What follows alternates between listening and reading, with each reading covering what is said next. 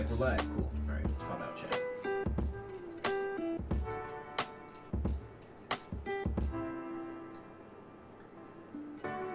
Alright.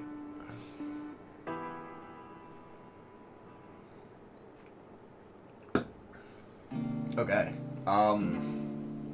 Today we're gonna continue with enemies. The next enemy up is the Zora. So we gotta make all of his visuals. So we'll start with the 18 by 18.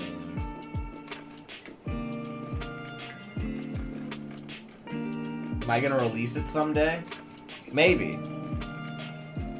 It all depends on whether or not, you know, Nintendo comes after me or not. So we will see. I hope to one day, but you know, it's not my IP, so I don't have much control over it.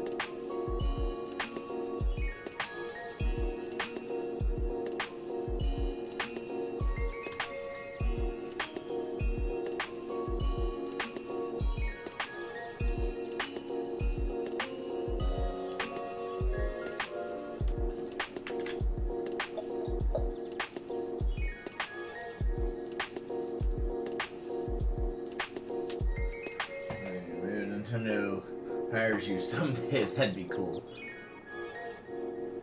Yeah, I've been thinking that when it's done, I might just take it to Nintendo and pitch it. See if they want to release it for Zelda's 40th. And basically a surefire win on their side.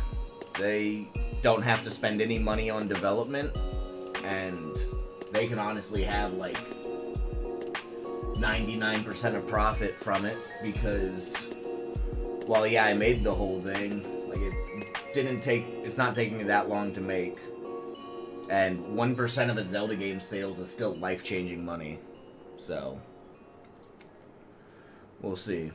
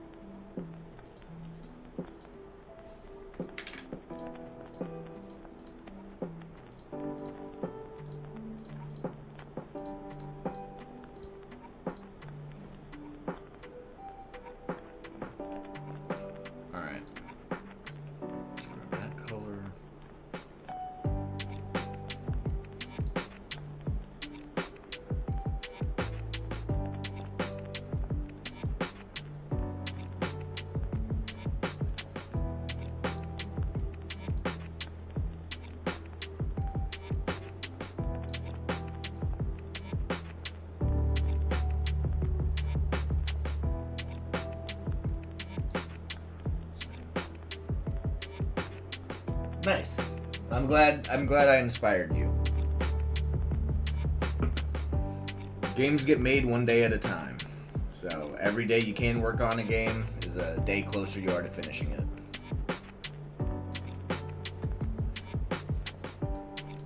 Alright. Now the side view.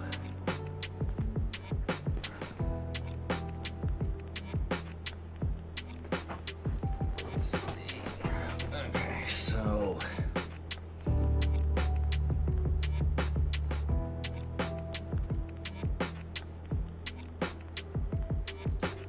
let's start with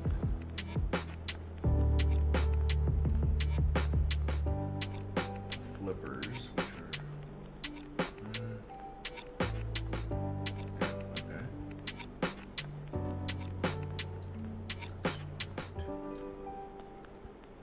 3, 4, 5.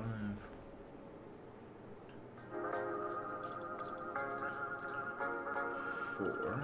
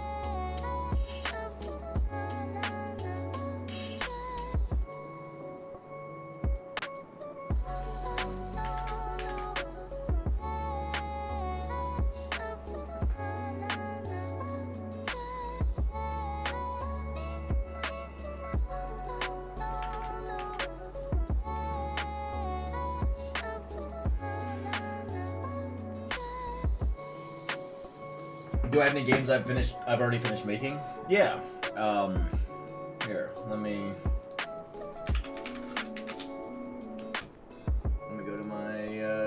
itch page.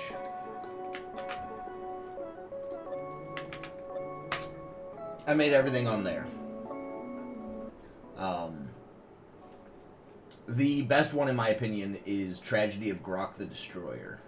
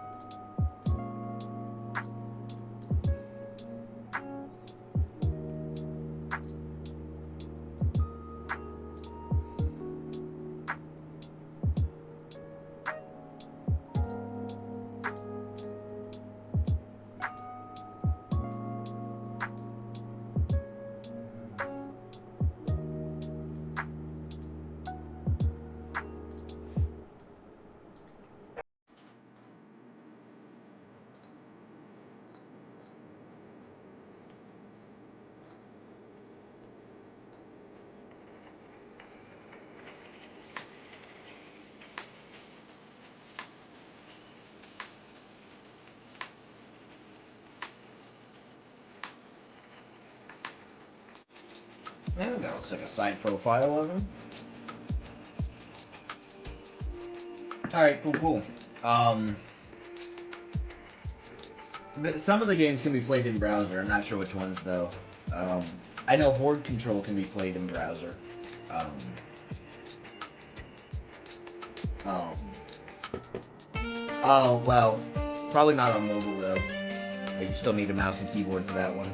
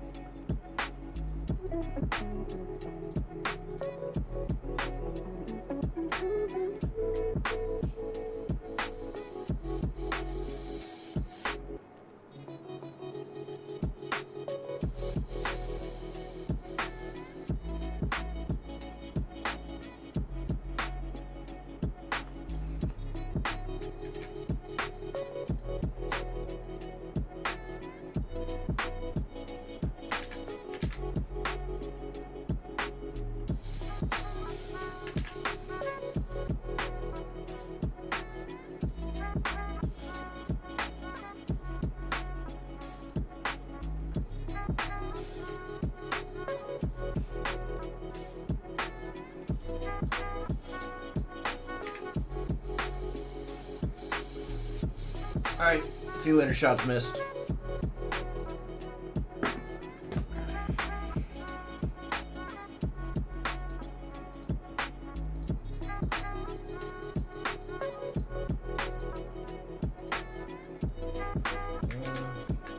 What happened here?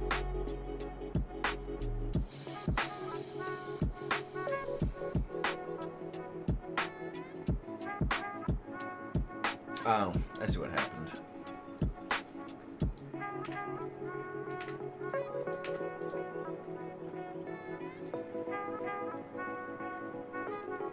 That needs to go up one.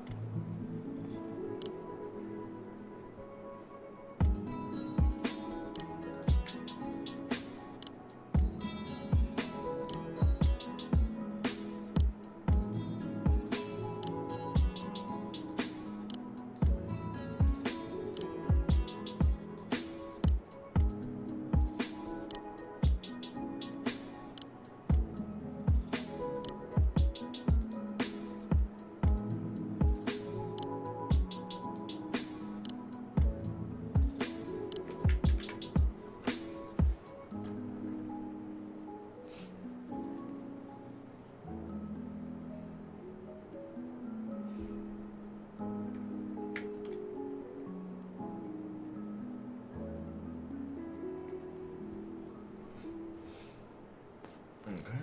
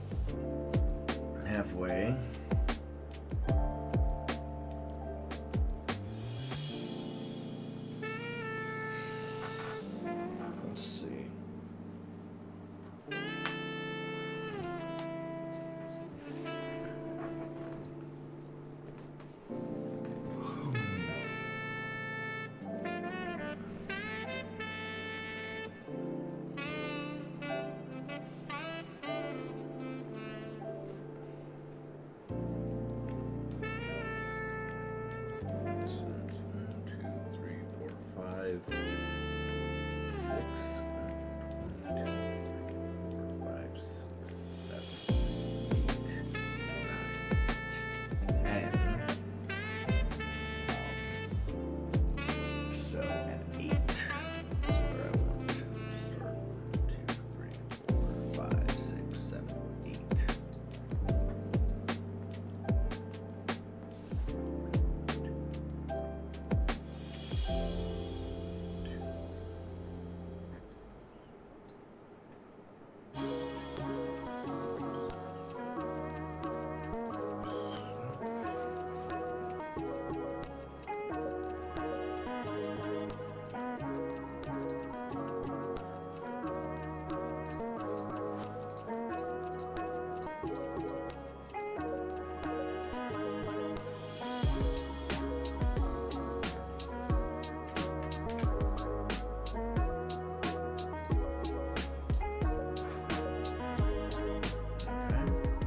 That.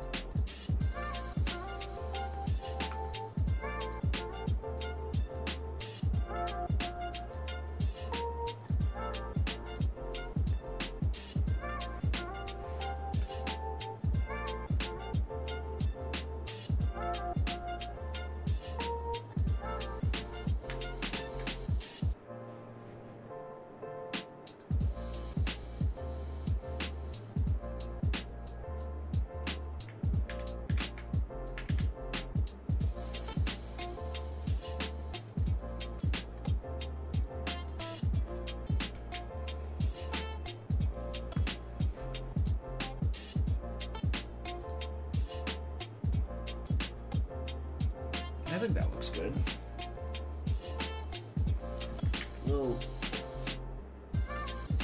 Getting a little lost in translation here. Maybe we do that.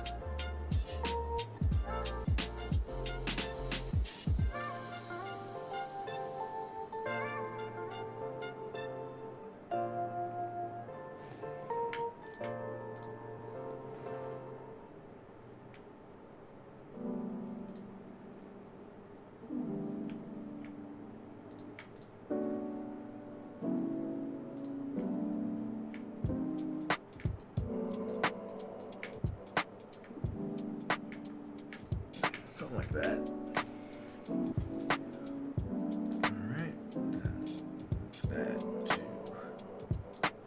there.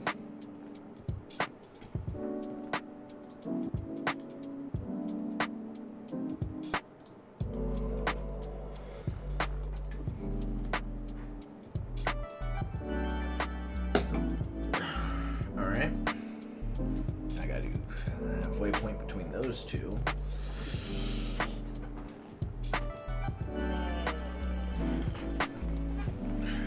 So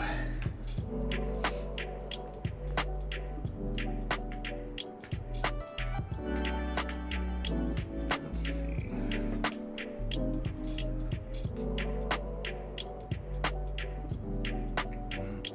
1, 2, 3, 4, 5, 6, 7, 8. And 1, 2, 3, 4, 5, 6, 7, 8, 9, 10. Okay. 2, 3, 4, 5, 6, 7, 8, 9.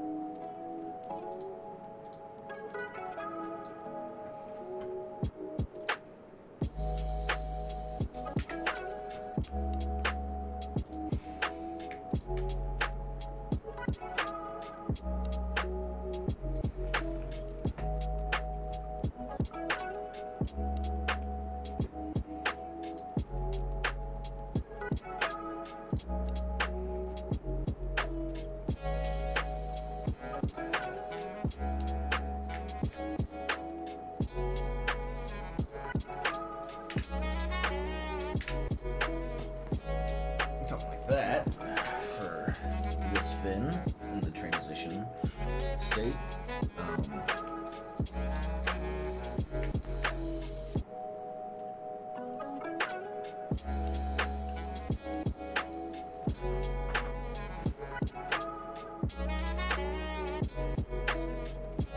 One, two, three, four, five, six. 1, 2, 3, 4. 1, 2, 3, 4, 5.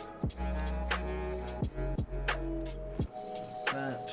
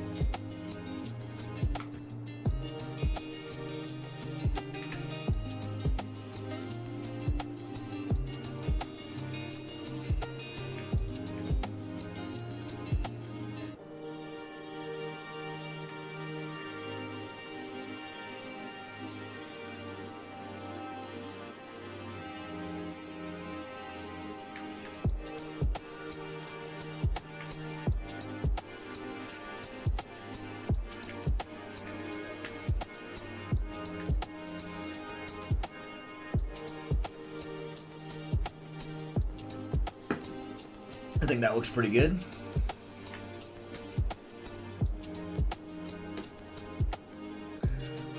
Alright, let's see. 1, 2, 3, 4, 5, 6, 7, 8, 9, 10. And 1, 2, 3, 4, 5, 6, 7, 8. Okay. 1, 2, 3, 4, 5, 6, 7, 8, 9. That is where this is going.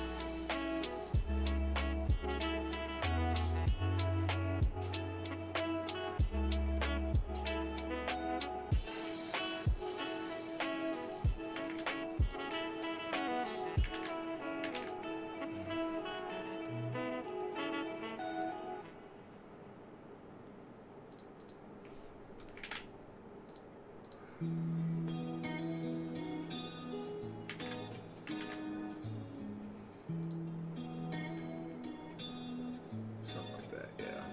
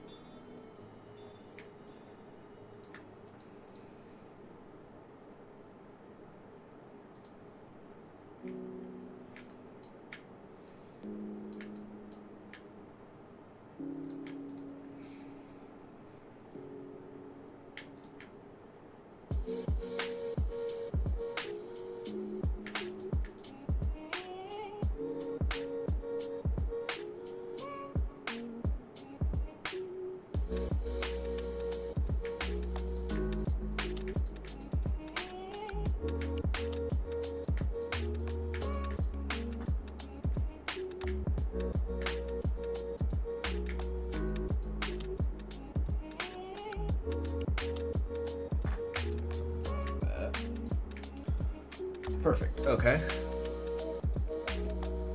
Then I just... Well, hold on. Just do like that.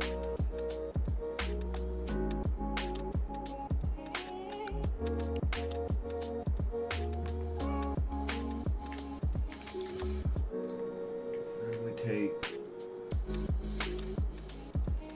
that guy.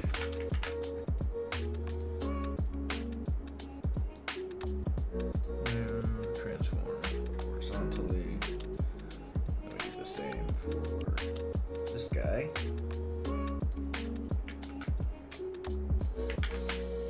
Oop.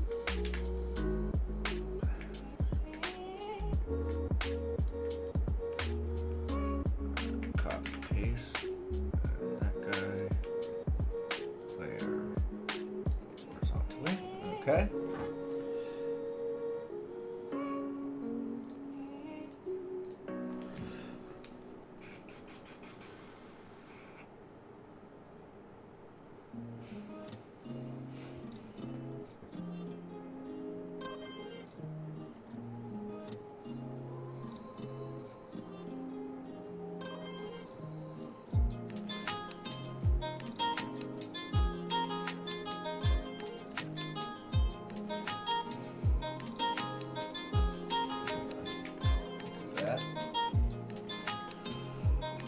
Okay. I think that's a pretty good rotation sprite for Azora. So let's go ahead and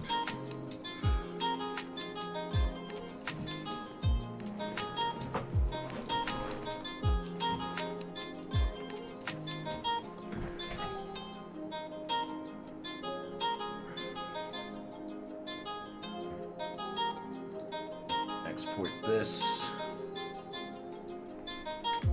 Zora. Export.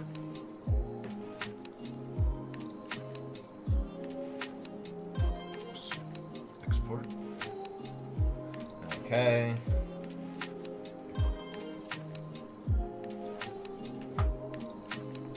This is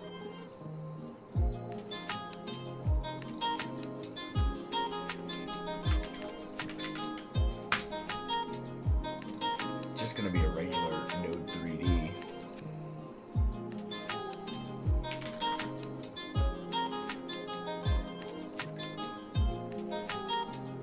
This is going to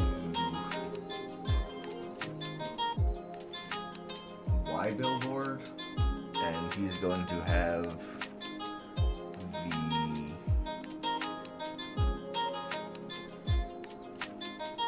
billboard script. Zora image. It's gonna have 4 and 4.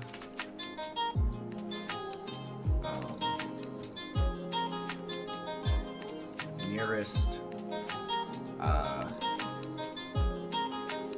This guy, we're going to scale him up. Re-export him. Go.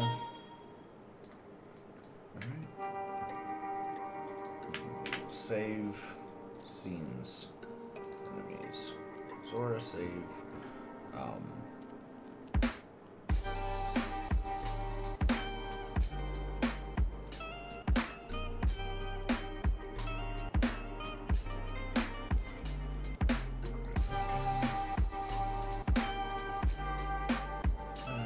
Open him. Okay. This guy we're going to have to flip horizontal.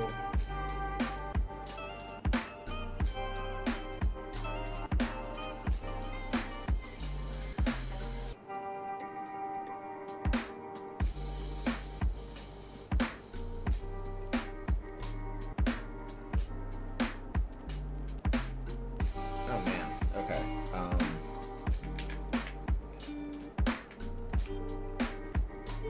There's a few spots I gotta add an additional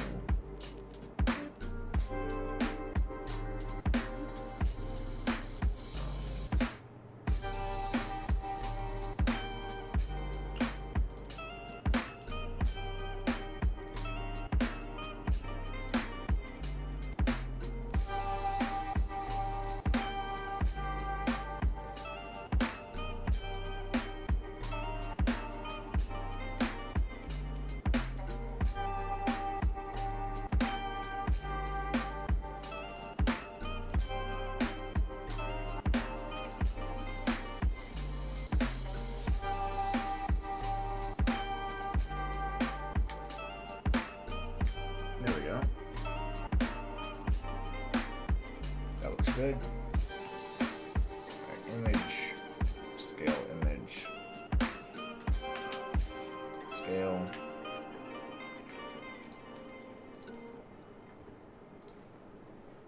There we go.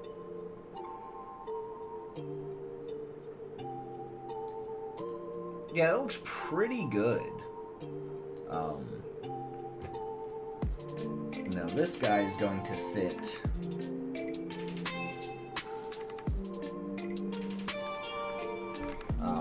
0.5 so that he's 3 pixels below.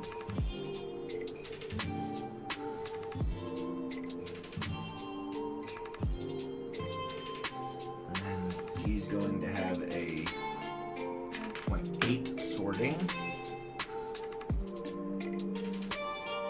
Alright. Okay. Now,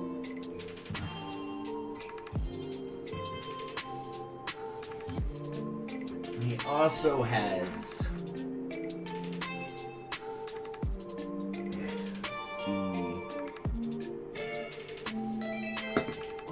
the effect that plays when he's about to emerge. So let's go ahead and create that real quick.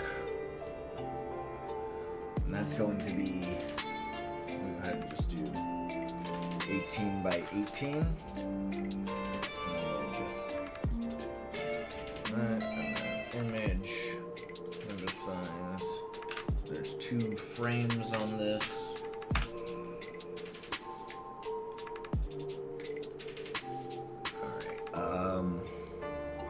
Let's grab this color. So right here, 2, and then we have that. 2, 3. 1, 2. 2, 3. 2. Okay. And that is centered. Okay. And then, right? No. Like that.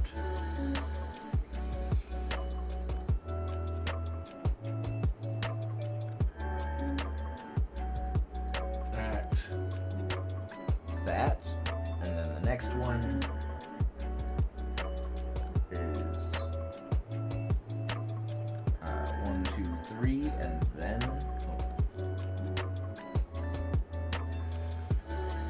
layer to image size. 2, 3. Okay. 1, 2, 3. There. Okay. It's 2, 6, 2, and then that guy and that guy. That. Boom. And then we have that. Okay. And that's the emerging frame. So image, scale image.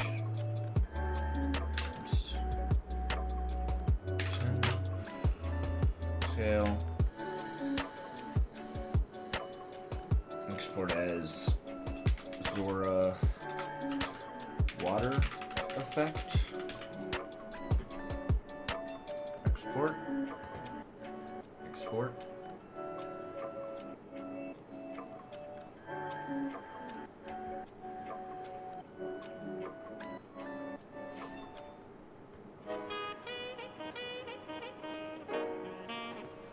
Alright, now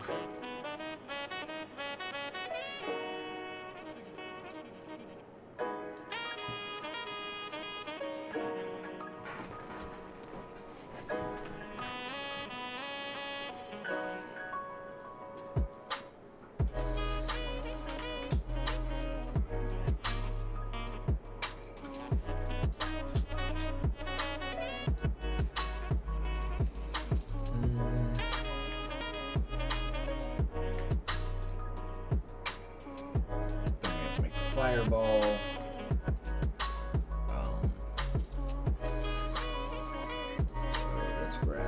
red.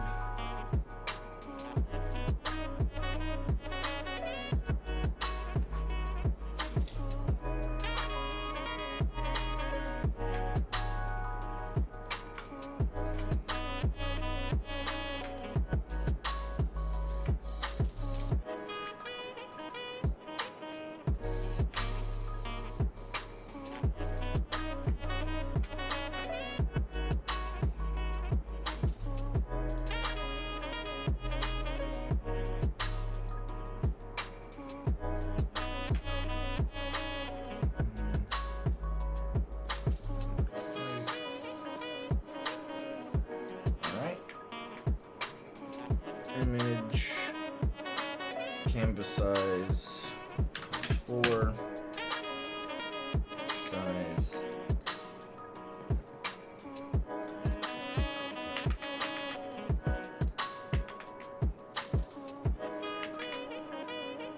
there we go.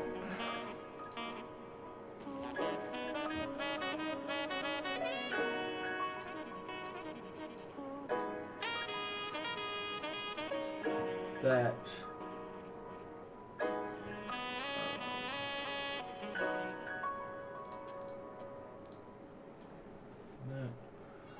we have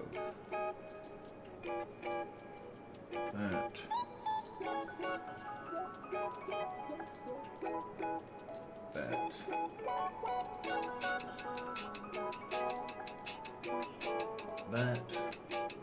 That one, and then we have blue.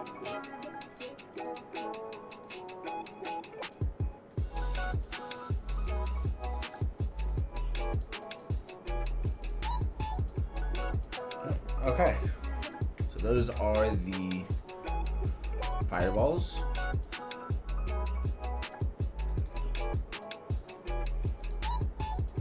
Export as Zora fireball. Export. Okay. So let's add a sprite 3D. Water effect.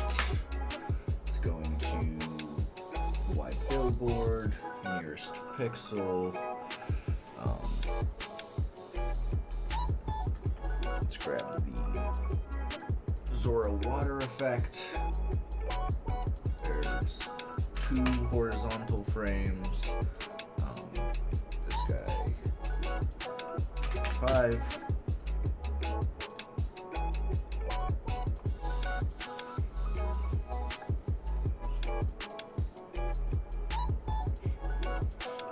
Okay.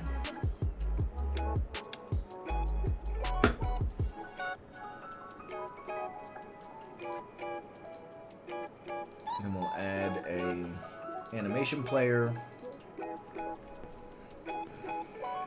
an animation new, emerge,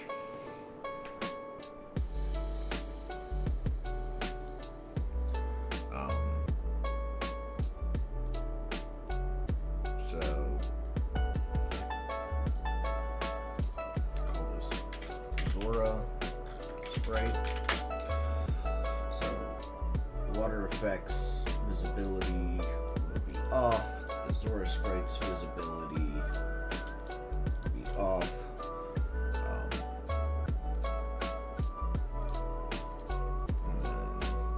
Point 1, he will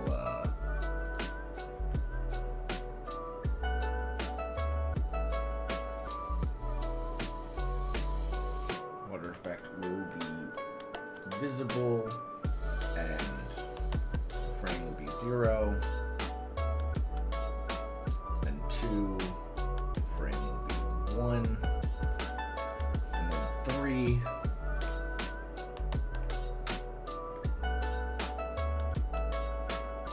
it will not be visible, but the Zora will be visible.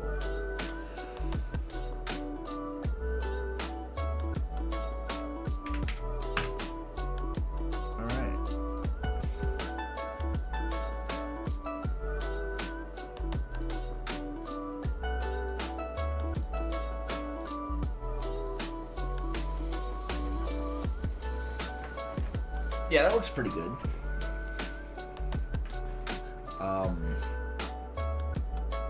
And I just realized I actually want, let's add a Node 3D, call this sprites. And it's gonna go in there. And the Zora sprite is going to use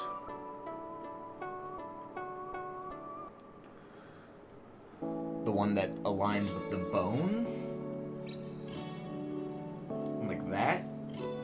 Okay. And let's close that and reopen it. Make sure it looks how I want.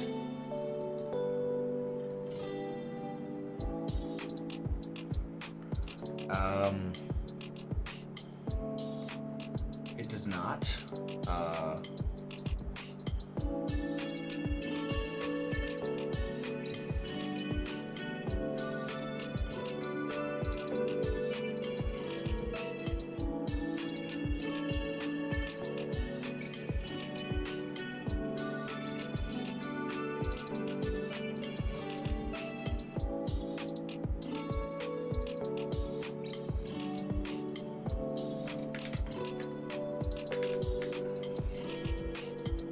Why is it leaning forward like that?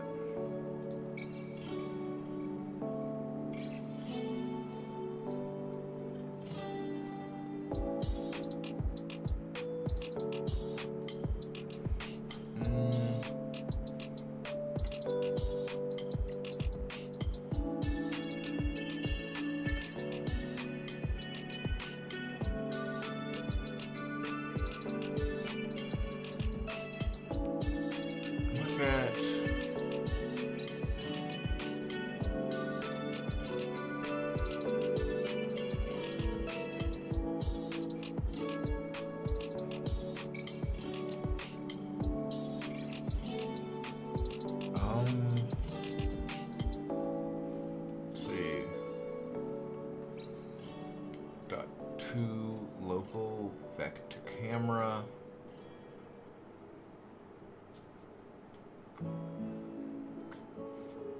So we get the vector to camera, and then we get that in the parent's local space.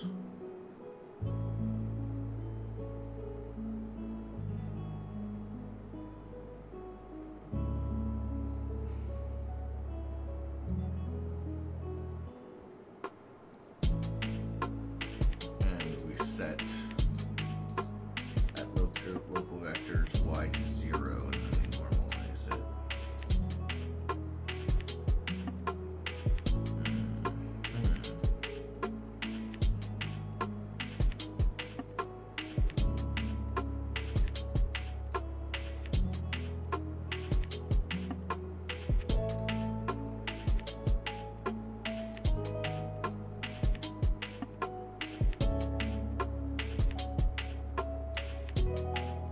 Oh, I see.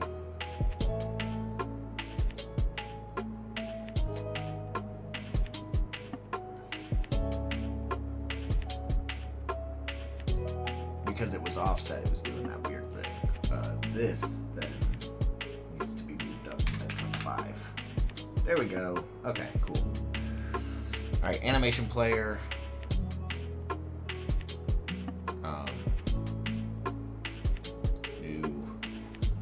Fire, or call it shoot. Okay.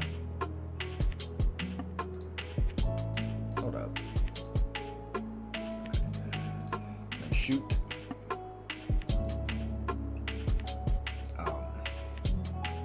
Let's make sure to specify that this is visible. And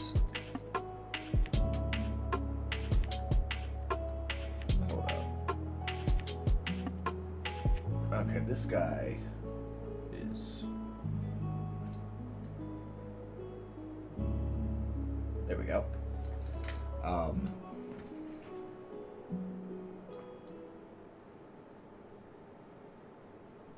So for shoot,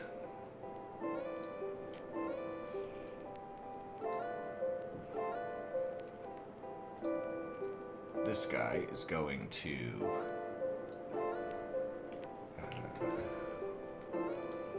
that.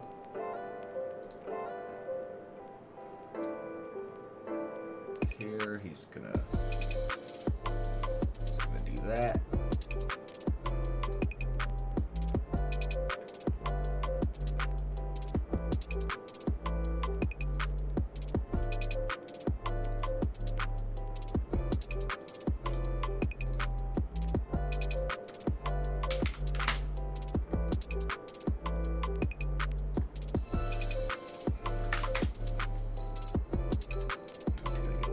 Bigger,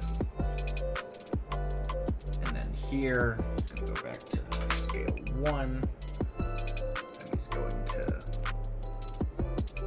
do that.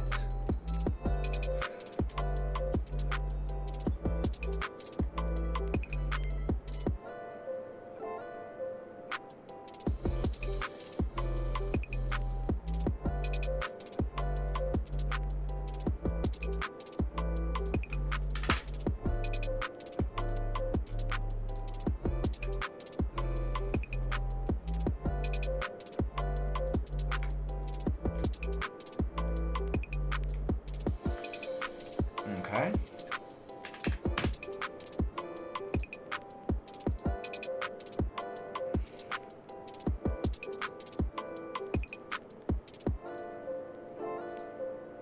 Yeah, that looks like a pretty good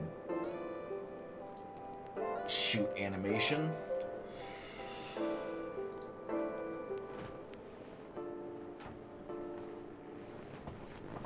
All right.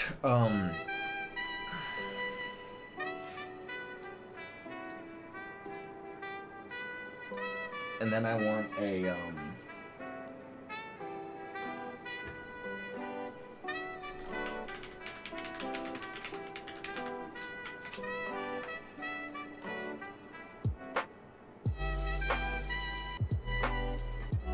then we're gonna make a disappear.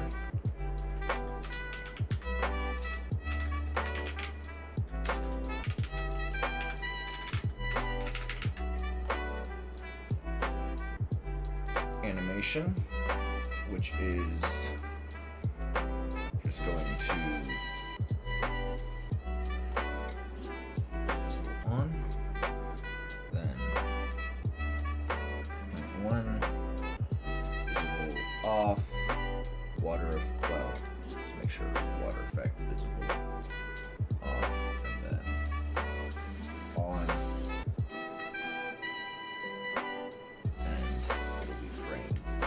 One, then 2, we'll play frame 0, and then frame 3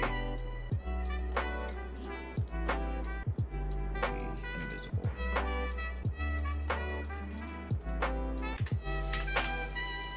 Okay. Cool. So we have emerge and disappear. And we also have shoot.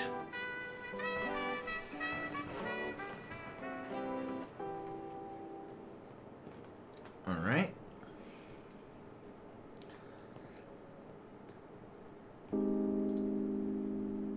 And now this guy is going to have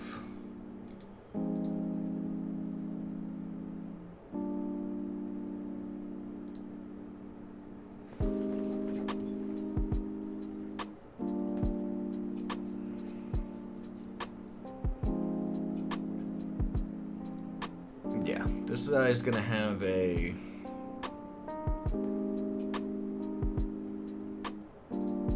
area 3D.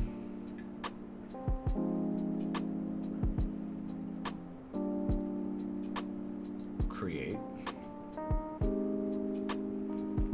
which is going to be his site. That's going to have a collision shape, which will be a box, which will be the size of a screen.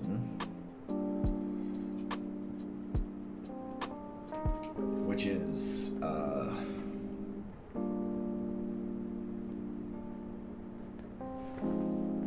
some number of tiles wide and tall. Zelda 1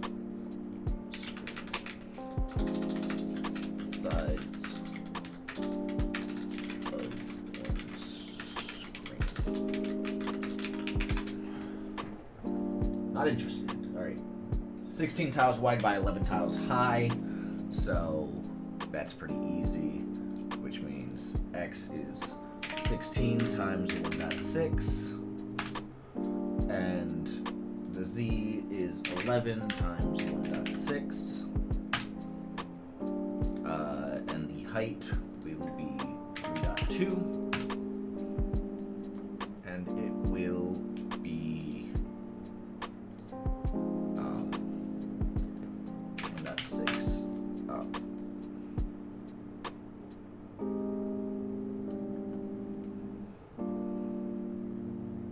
Okay.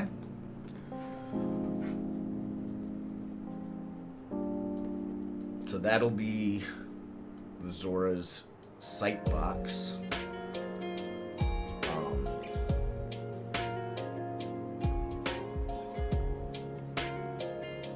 And then it's important that this is top level.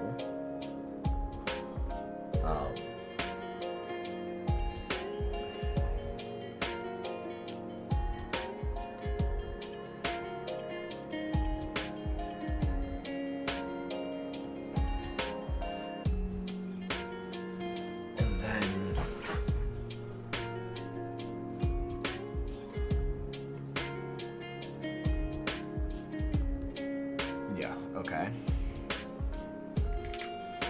And then it's time to finally make the Zora script.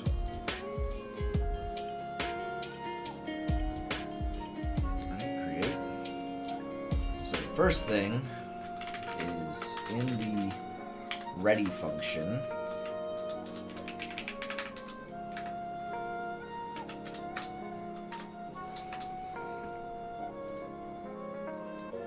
We need to make the site.position to equal our global position.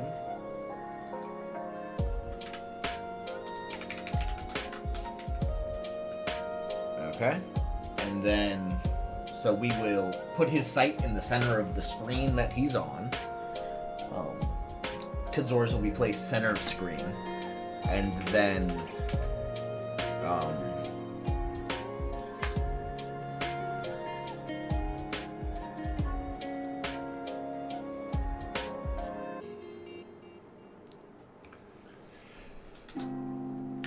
and we will make it so that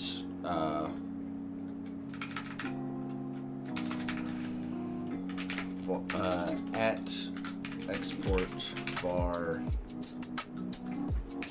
merge time will be a float equal to every 2 seconds. Create our timer.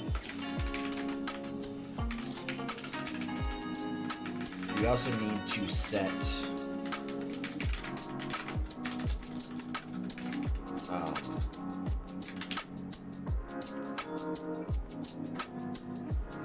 oh, but the issue is that sometimes there's an L shape of water that he can inhabit.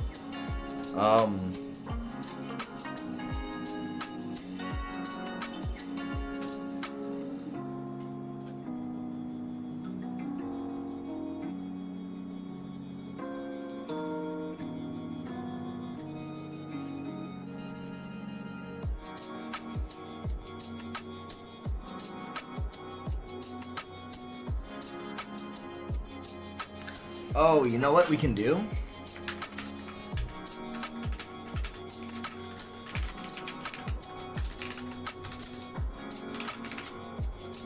We can get our starting position, which will be a vector 2, and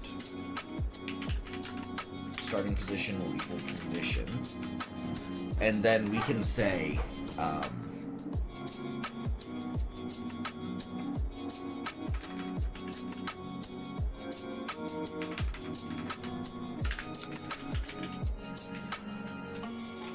then process timer will plus equal delta.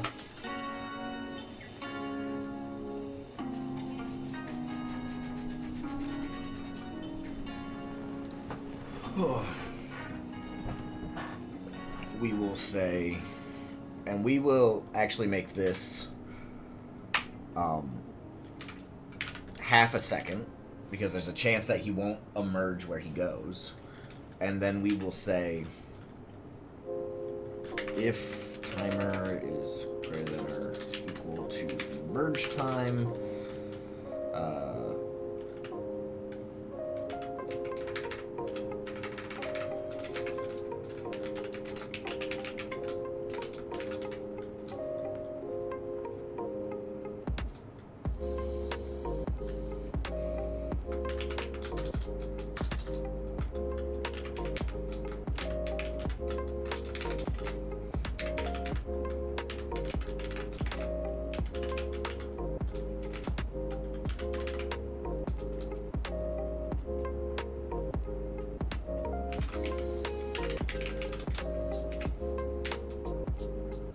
okay.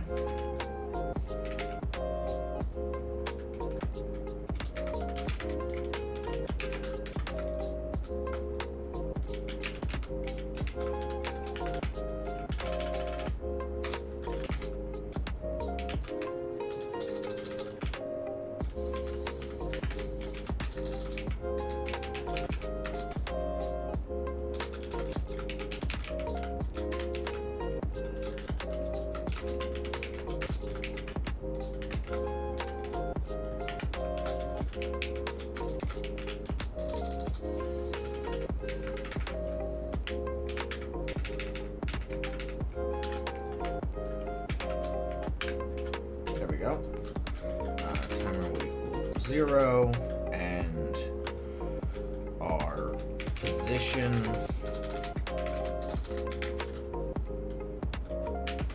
will equal a vector 3 of our starting position plus a vector 3 of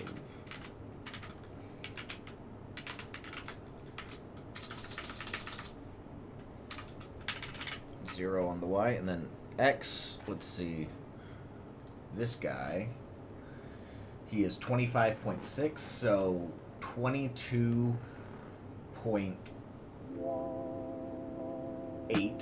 22.8 is half of that, or 12.8 is half of that. So rand f range of negative 12.8 to 12.8, and rand f range of negative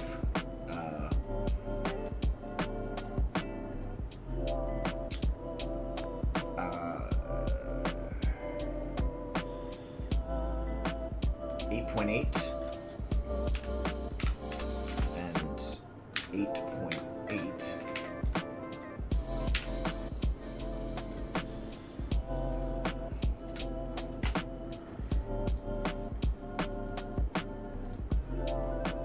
And then we check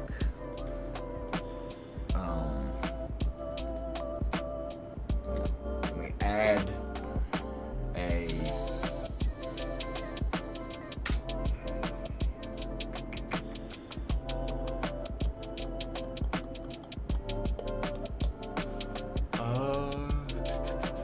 collision object.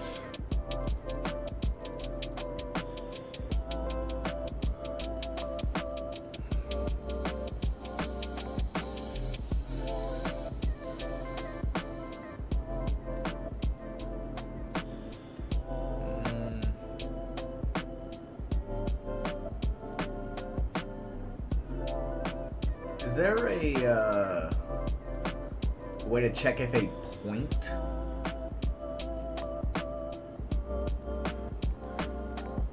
Godot point cast?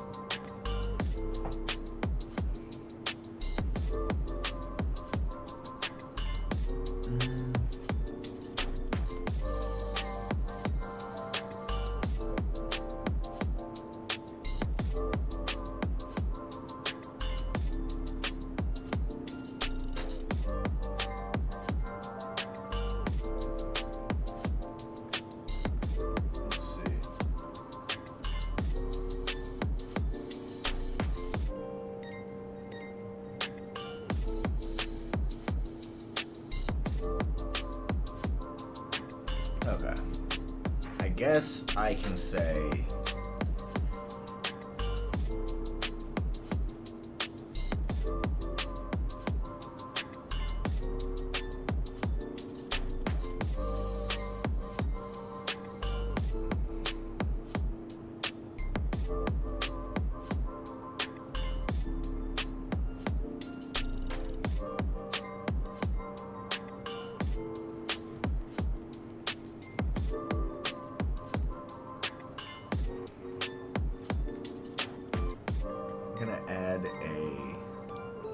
area 3D. Call this the water checker. Let's actually add a 3D create. Call this water checker. And put this in here.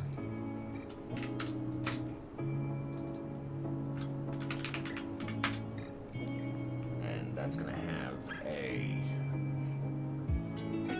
collision shape. And this collision shape is going to be just a sphere.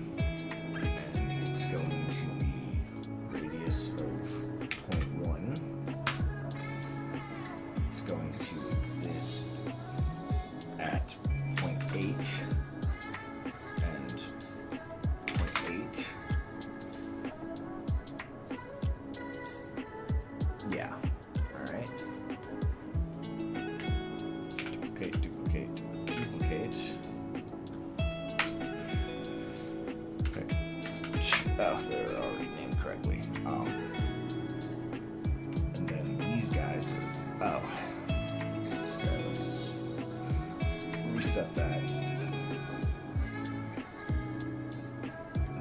It's going to be 0.8 of that and 0.8 of that. And I can just delete those.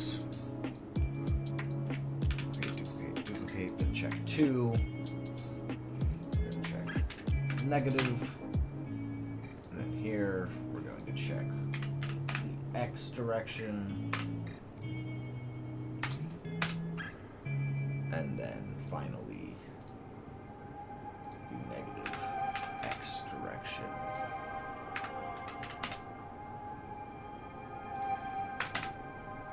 There we go.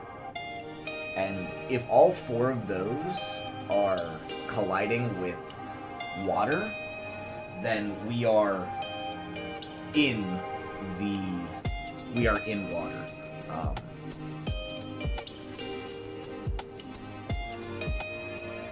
Because even if there's like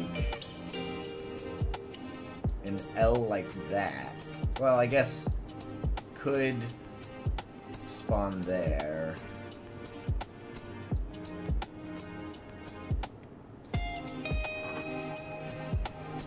So I guess we want to check the corners.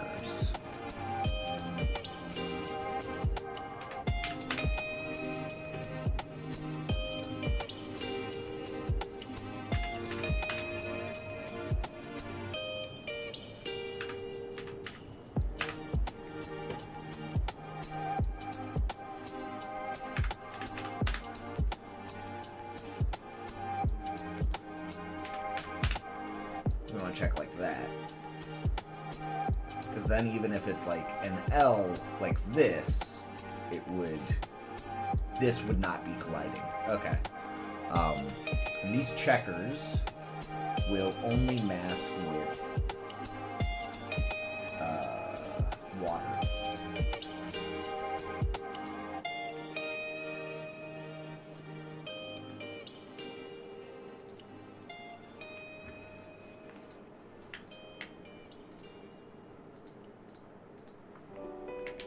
Okay. And then let's make in water, which will just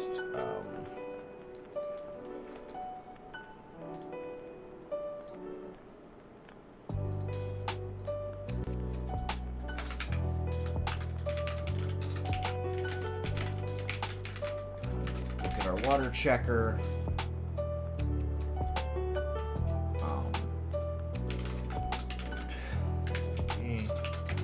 Equal to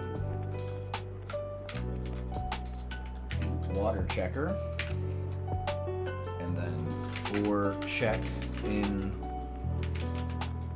water checker dot get children if check dot and specify that these are all area readies, and then if check dot is dot get overlapping areas dot length is greater than 0 or is equal to 0. Never mind, this is an array, not a vector. I gotta check length that way. The length of that is equal to 0. Then return false. And if we get through the entire for loop, we can return true. And this will always return a boolean on whether or not we're in the water. And if we're in water, animation, I gotta make the animation player as well. That on ready for animation player, which is an animation player will equal animation player. Access is the name. Animation player dot play emerge and state will equal states dot above water. Okay.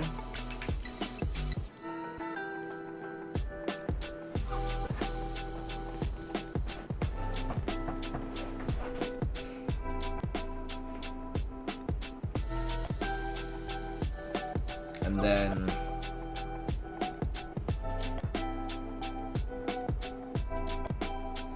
let's connect the animation finished to a function. If anim is emerge, then animation player.play shoot, and state will equal states dot attack, elif anim is shoot, then animation player dot play disappear state will equal states dot above water elif animation player for anim is disappear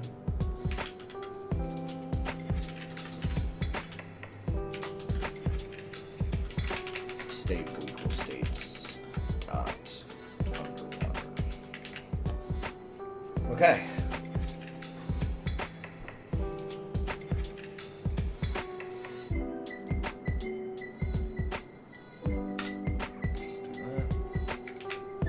So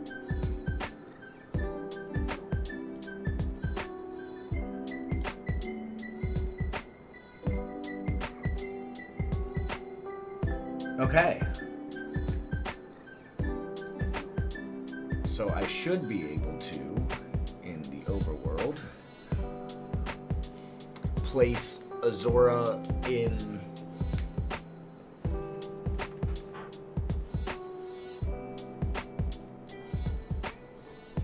the center of a water screen,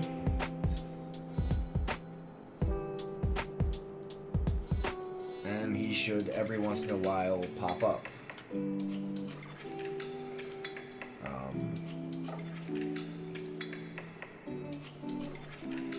So enemies, let's add a node 3D for Zora.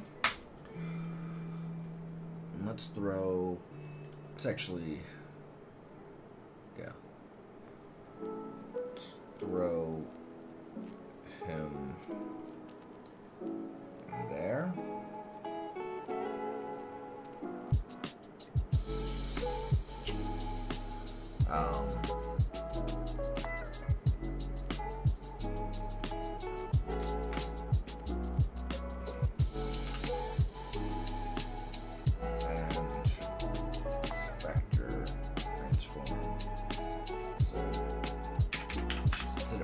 Six and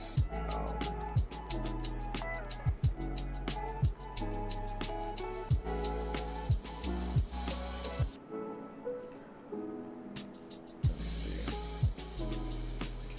His X needs to be 25.6 plus 12.8.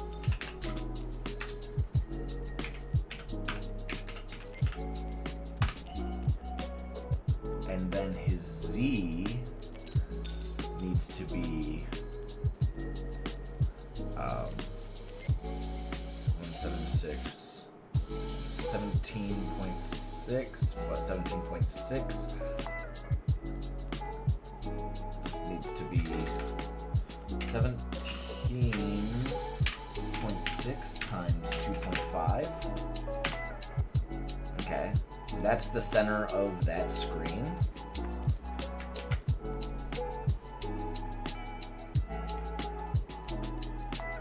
So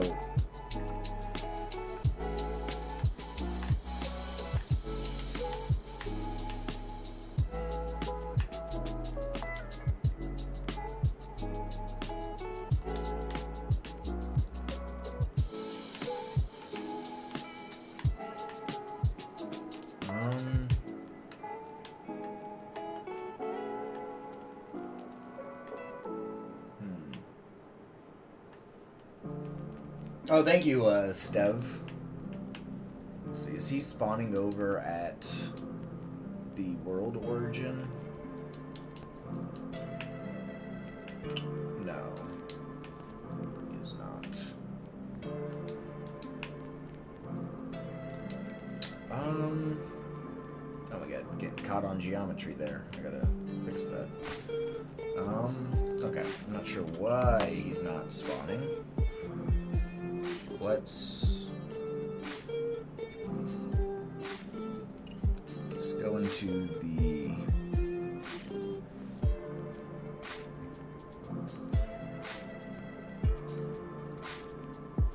enemy test room.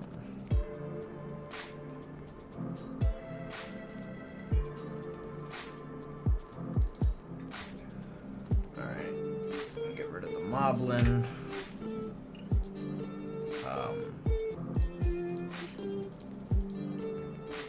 Gotta add water in here.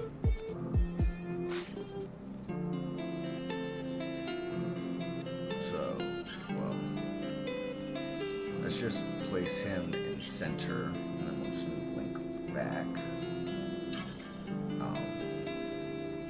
And then let's add some water.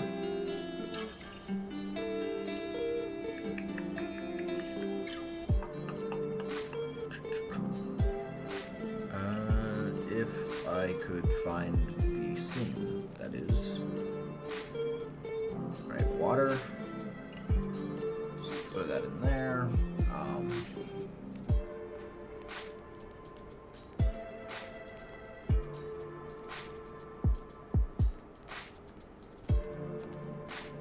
Well, let's just do that. That.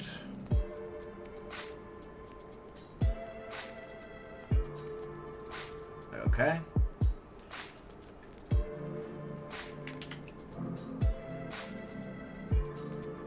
Let's try that out.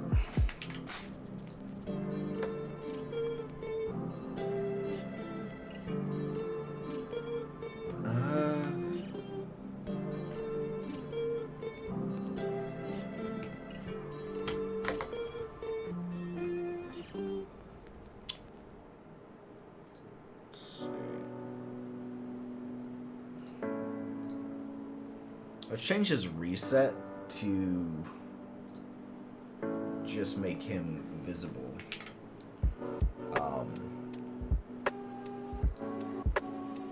And then retry that.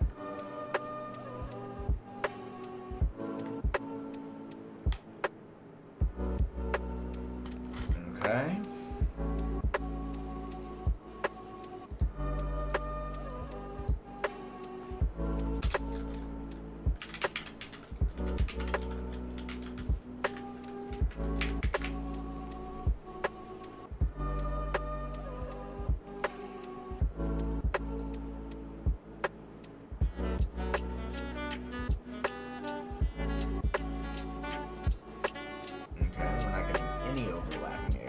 There.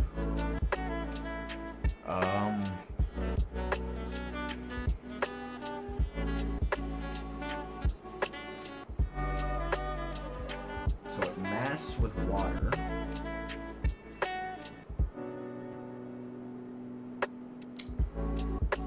Let's look at this. Oh, water's a body. I need to get overlapping bodies.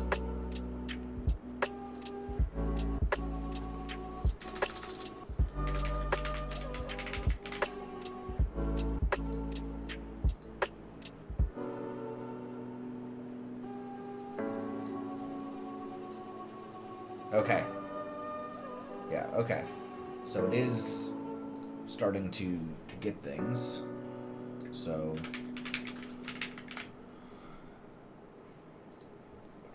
let's see if he's behaving properly.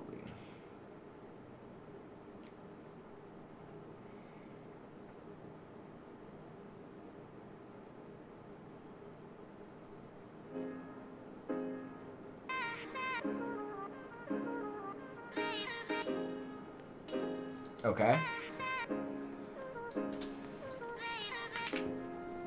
So with that, if I go back to the main game, and I run over to where the Zora is supposed to be, is he popping up in the water? What? That was not the water. That was. Why did he pop up over there?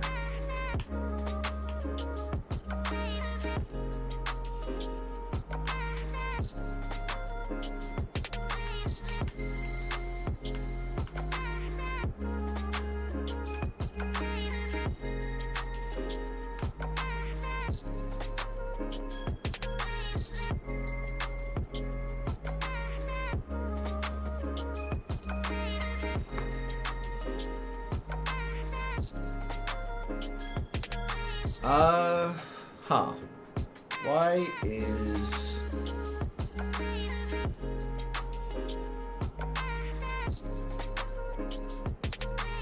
So we check all of the water checkers, which mask exclusively with the water layer.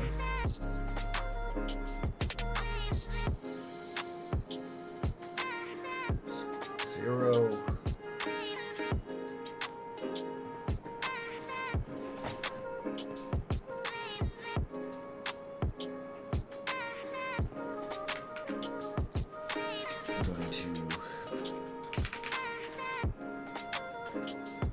Go ahead and print this. And then in water, let's make this, let's call this the water body.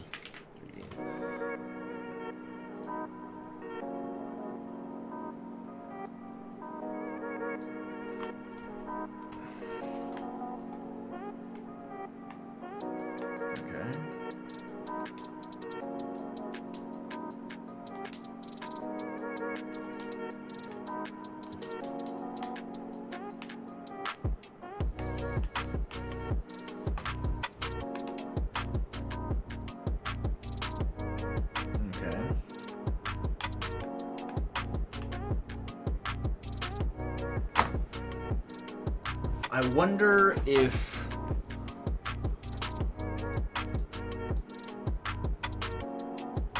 like in here when we do this and we check if we're in the water, if maybe this has to happen in the physics process so that we can actually, when we change our position and then we check if we're in water, we actually move our position.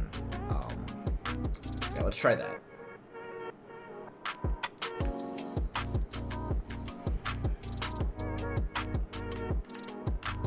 So I'm gonna just grab the sword real quick so I can clear out some of the Octoroks.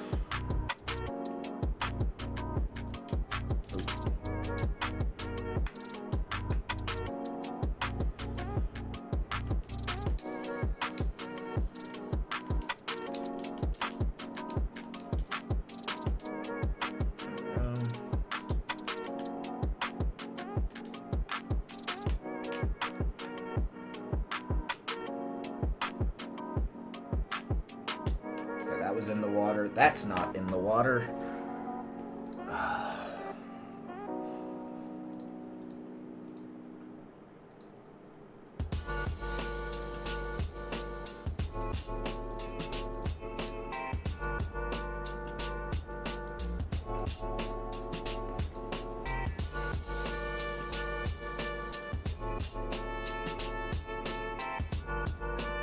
I guess what I can do is do that, and then make a function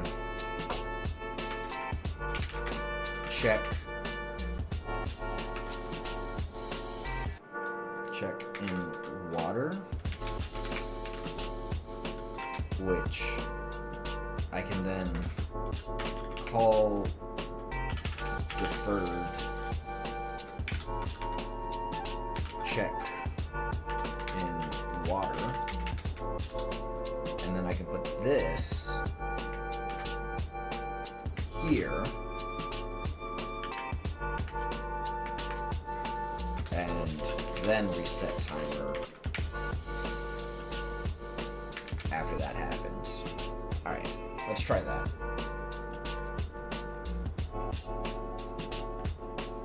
Give it a nice frame buffer.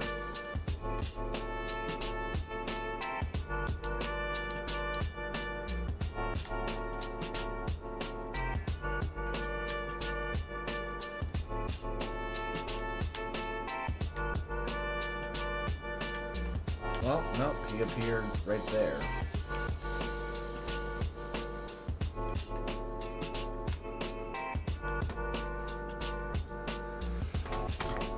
Huh.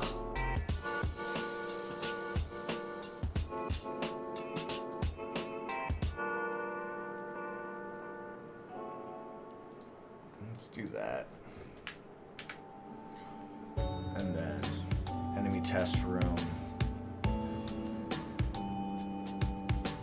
Let's add a CSG box, which let's copy that value, paste that value, copy that value, paste that value, whoops, transform, paste that value, and then let's just move this down like that. That way I can see where the water is. Let's look at it in the test room with visible collision shapes.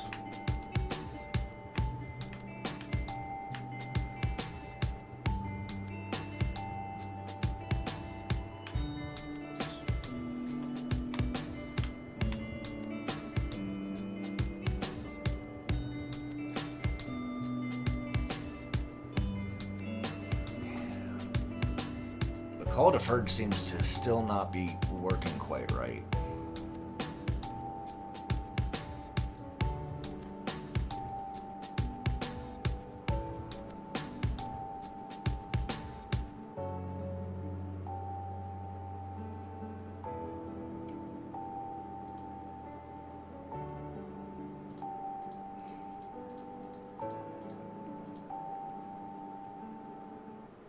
Oh, you know what I can do? Get rid of that function.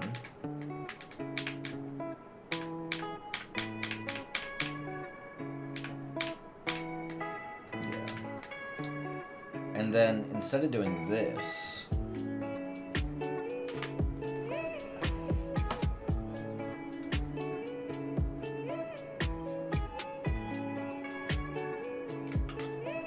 we'll then move.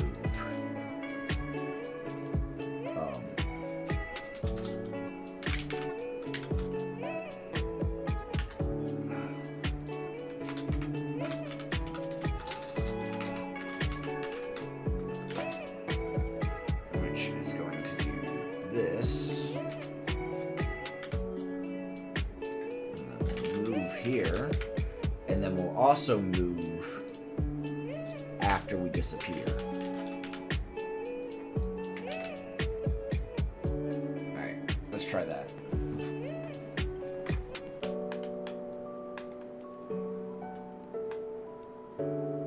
No.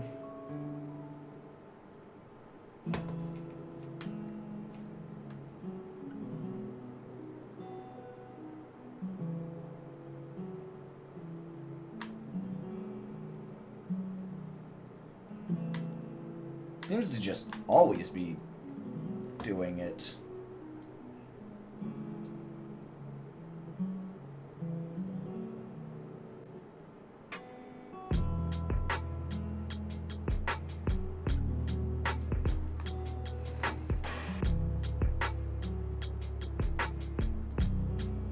So let's see. We move after we disappear.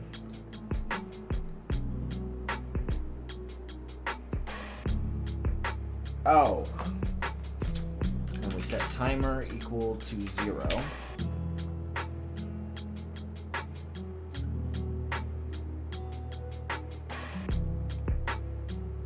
Or wait.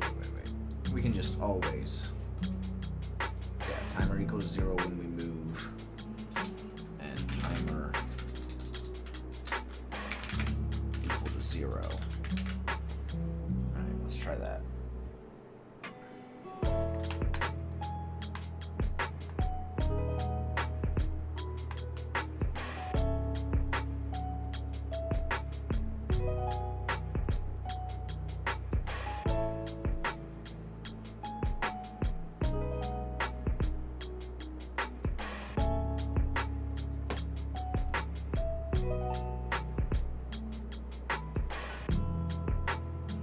Yeah, okay. That is functioning how I want.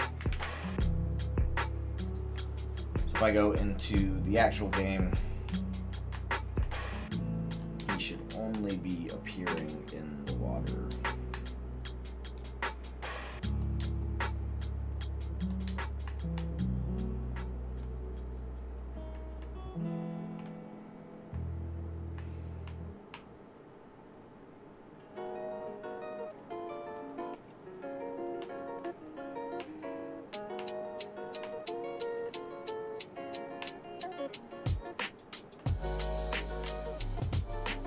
Okay. Now, finally, we only want to let's make a var link, which will equal null, and then in the Zora node, when a body enters our site, if the body is in group link, then link will equal body. And then let's also connect body exited, which is going to be the same thing, except it'll be set to null.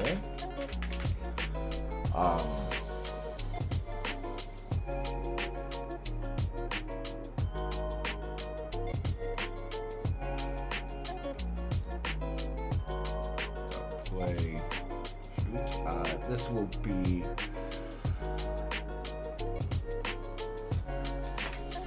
if not link, then we're going to do this. Otherwise, we're going to do this.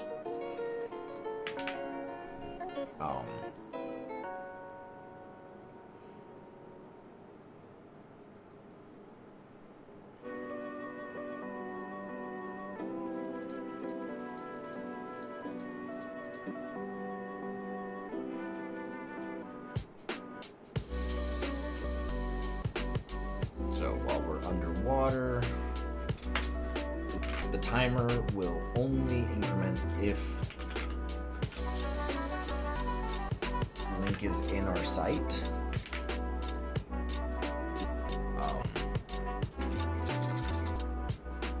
And we can say if link is in our site, then we're going to look at position. Okay.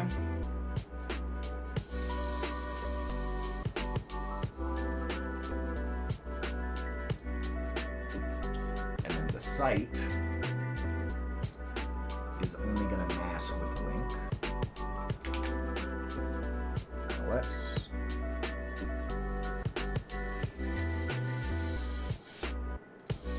see how that looks. Now if I enter the room, okay, he's facing backwards. That's a simple enough fix.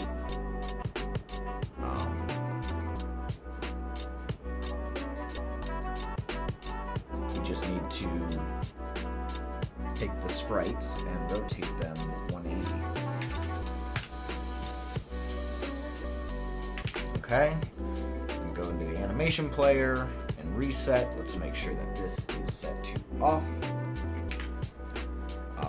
In the enemy test room.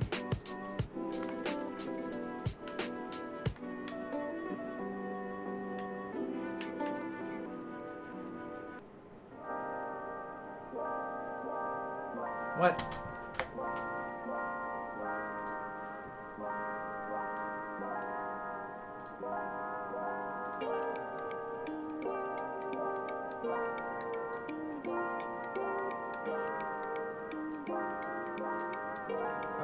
thought I did that. Alright, let's see.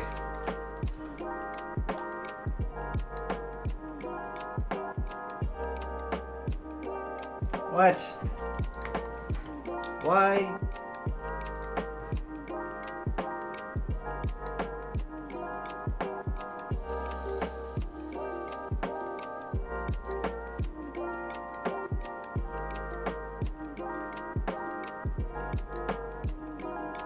I don't get it.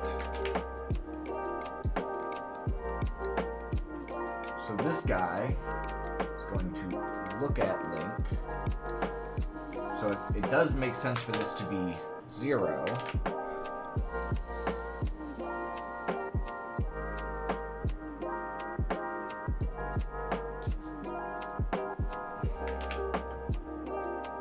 However,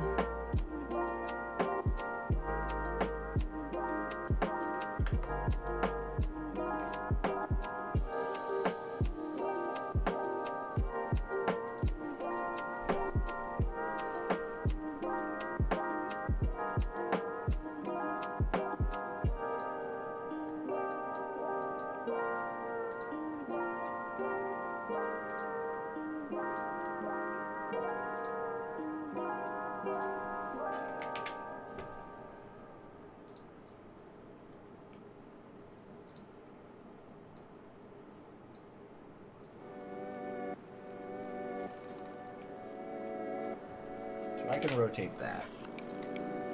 And this guy, I'm going to rotate that 180. And he's still facing backwards? Why?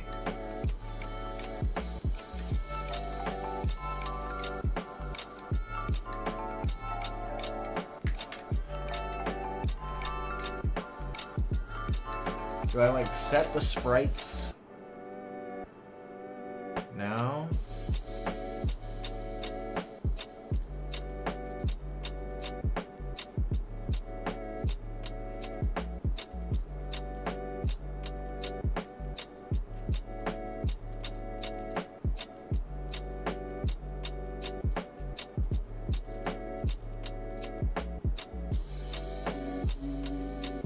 Whatever.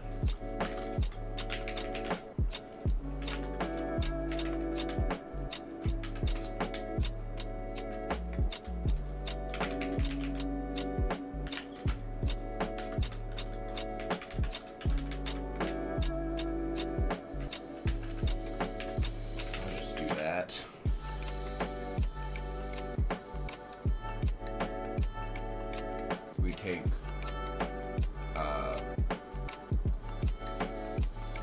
oops, now I want global position minus link global position plus our global position. Okay, whatever. Let's try that.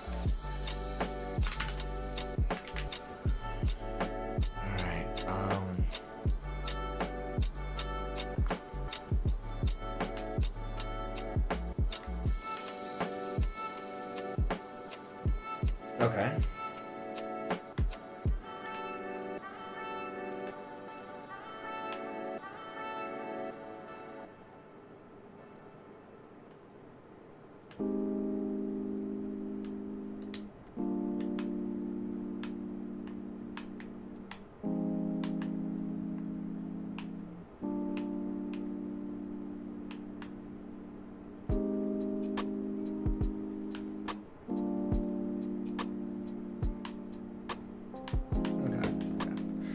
All right, cool.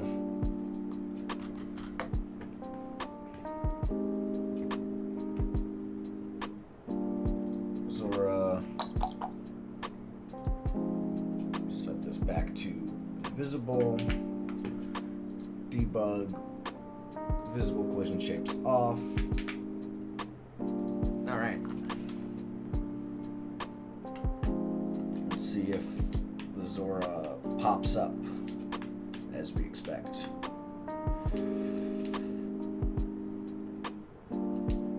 Ow. Yeah.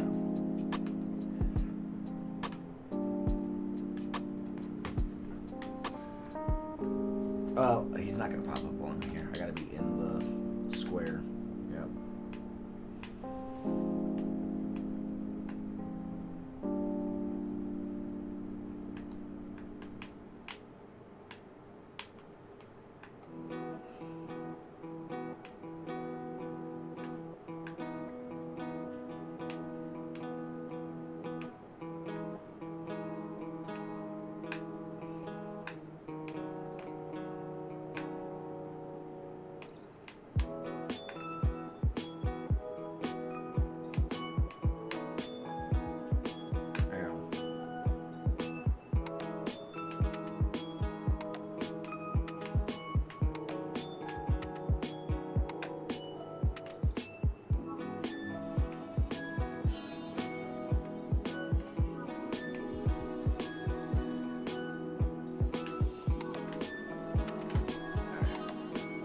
I think I also want to make it so that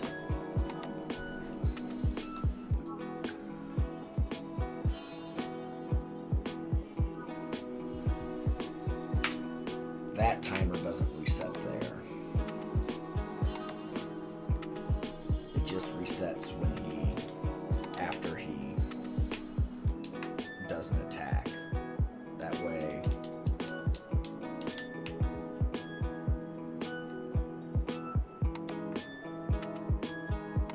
always pops up at his frequency.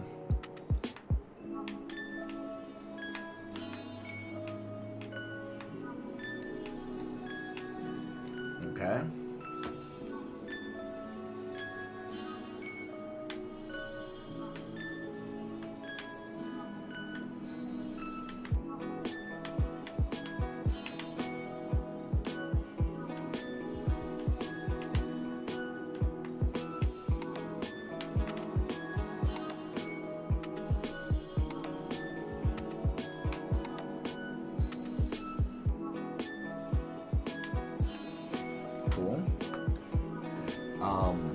And now I'm going to change his frequency to be every second. And I'm going to make it so that I got to make it so when he shoots, he actually spits out a fireball. So I got to make that. I can just take the Octorok rock. Let's duplicate that to make the Zora fireball. Okay. Zora fireball. Hitbox is going to be magic.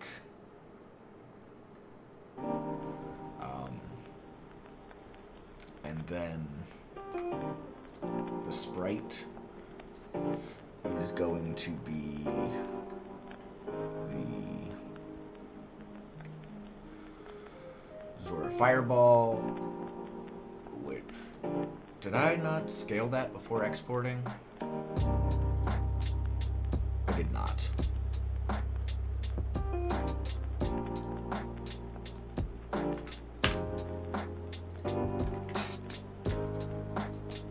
Export. There we go. There are 4 animation frames. The size of the hitbox is actually fine. This needs a animation player with a flicker animation. It's going to be 0.4 long.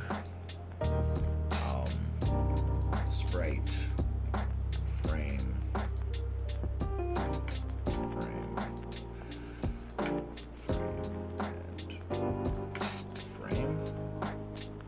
It's going to autoplay and loop. Perfect.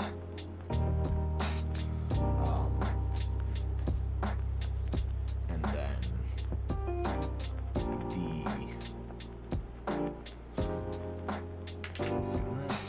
call this Zora Fireball. And then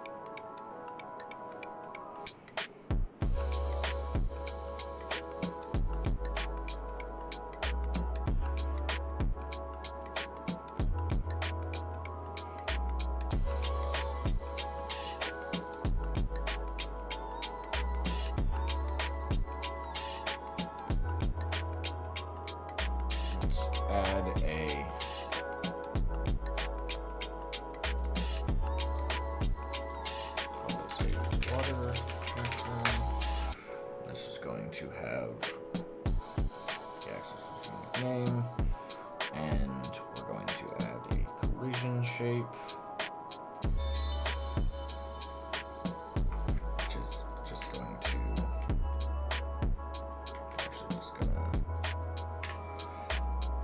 duplicate the hitbox, and then in our forward projectile,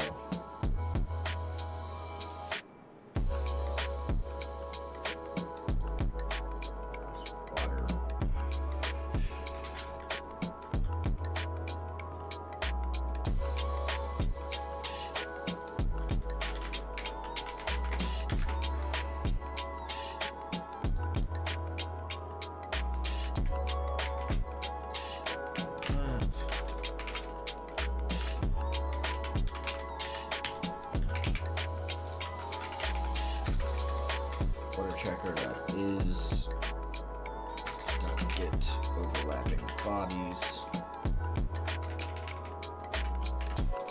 The length of that is greater than 0. Offset that times 0.7.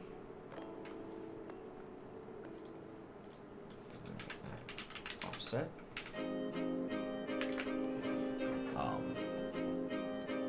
And then I gotta copy that, and I gotta put that in all of the enemy projectiles.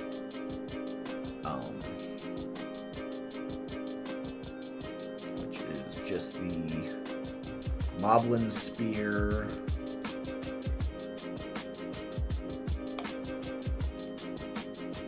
paste, Moblin Spear blue, paste, and the Octorok rock.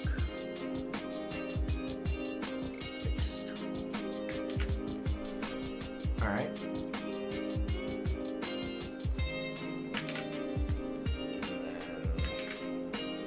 then Zora Fireball, and Zora.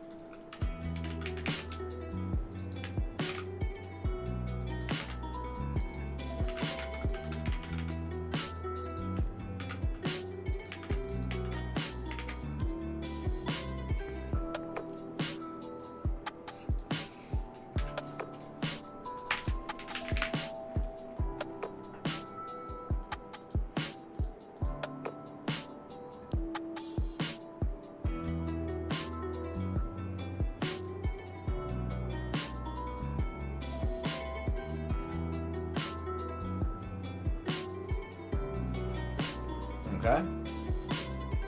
And then in the shoot function,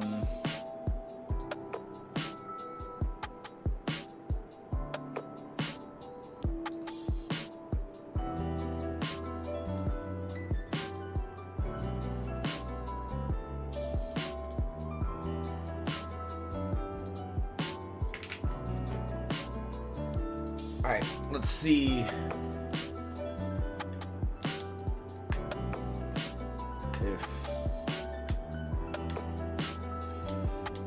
the Zora can shoot fireballs. Alright, I gotta use positive Z.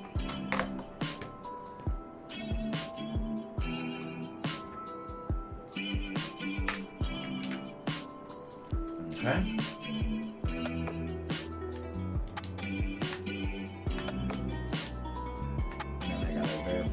can't block them or parry them. Okay. Yeah, okay. So they do damage. Can't block. I can parry. I gotta make sure I can't.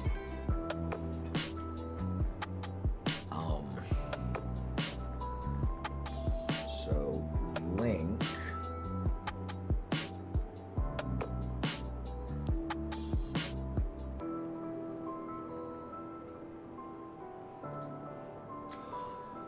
Well,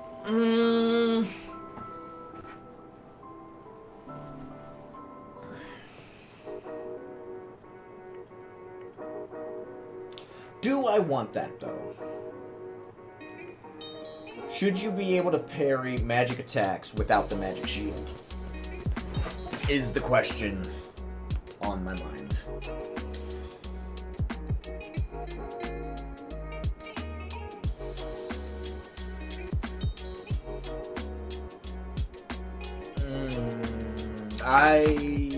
For now, no.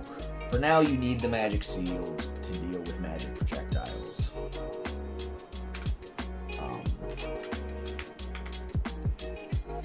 I might change that to be you can just parry.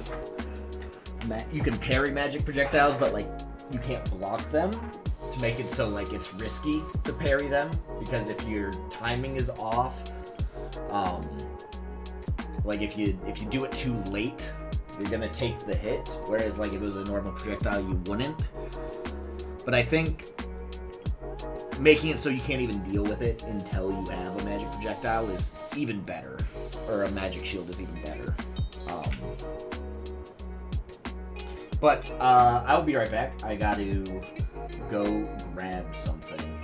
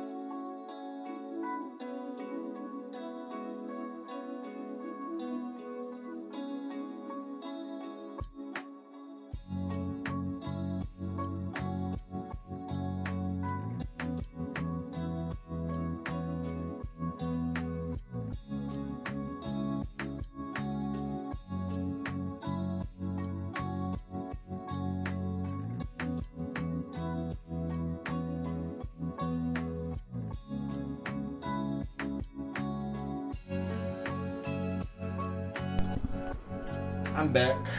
What's going on? Alright, let me get rid of that print statement in the Zora.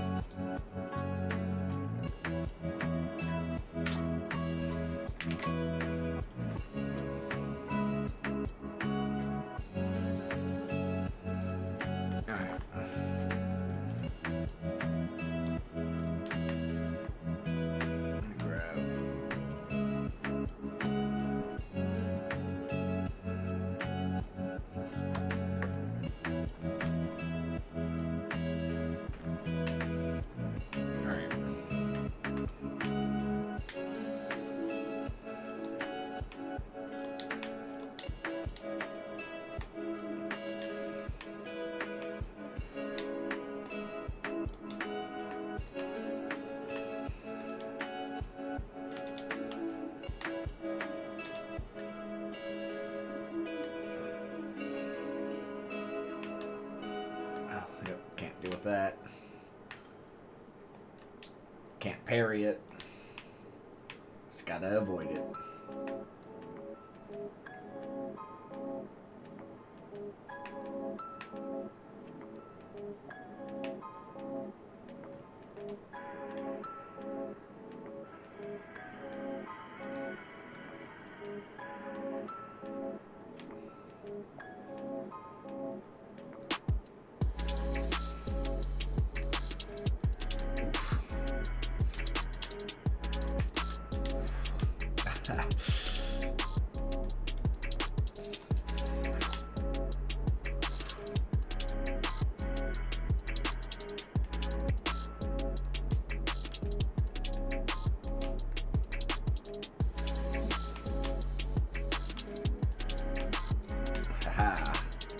I'm safe behind this tree.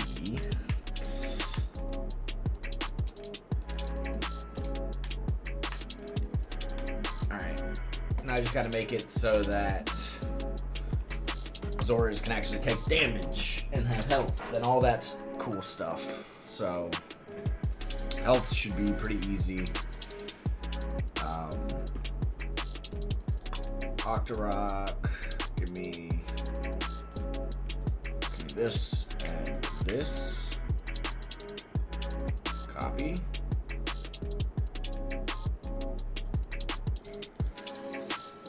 Paste. Hurt box. Yeah, I think that's fine. Health. I don't even have HP. How much does a Zora have HP wise? 4 health. Okay.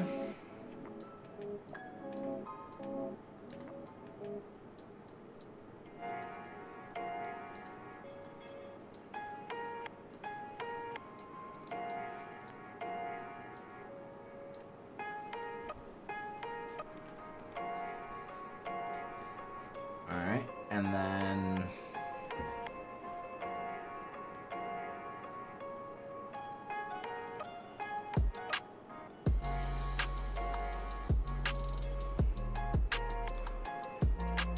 we need to make it so that our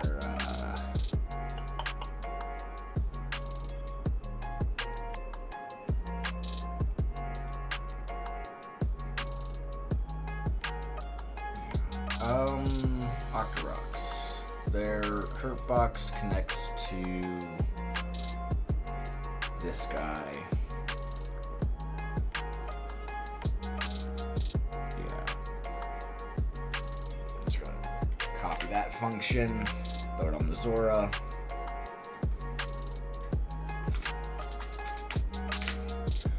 Alright, let's see.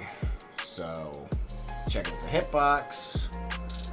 Then we change our state to the hurt state, and we play the hurt animation. I gotta make that for the Zora. Hold on. Mission new. Hurt. Okay.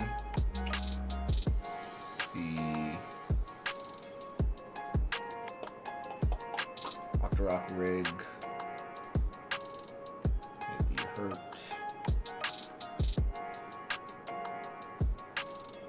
Copy that. Zora.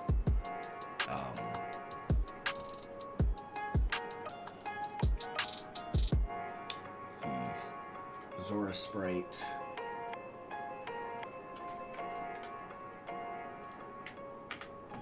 There we go.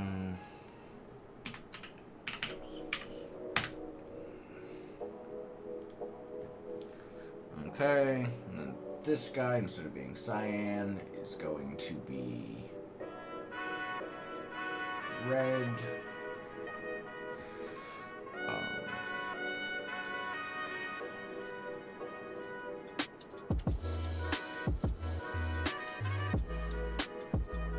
That looks good.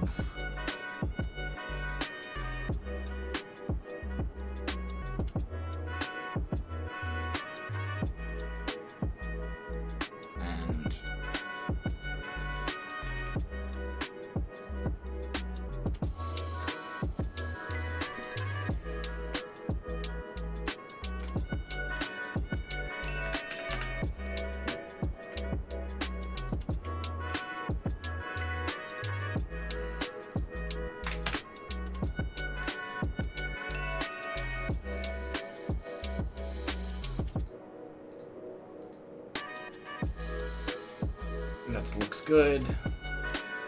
Alright. Back to the script. So he plays the hurt animation. He does not take any knockback.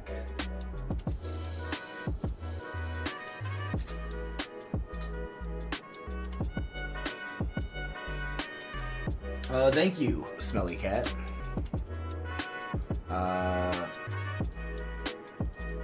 He is going to have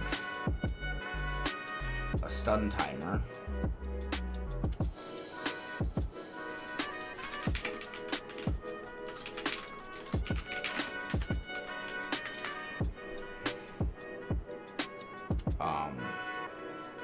Check the stun time.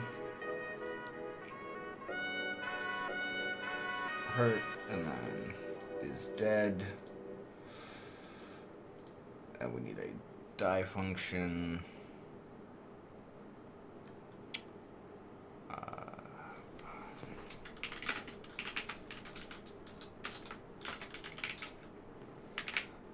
And we'll just grab that stuff from the Octorok. Where is the die function here?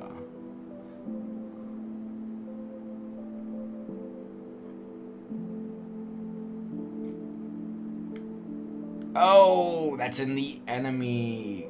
Well, he's not a traditional enemy, so I'm just going to yoink this.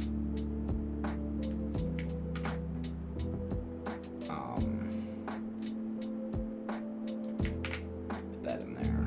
Let's see, what are you missing? The enemy death scene and enemy drops. Or no, the drop group. Okay. Enemy script, so we need those guys on the Zora.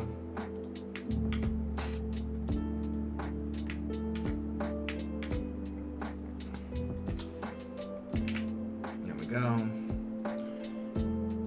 And that fixes that.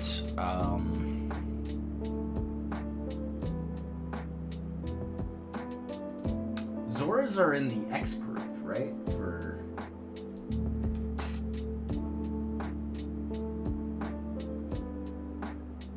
For enemy drops?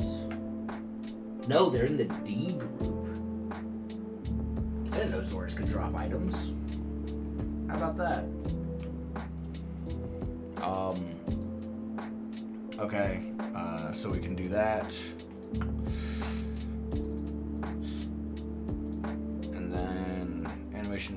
And elif anim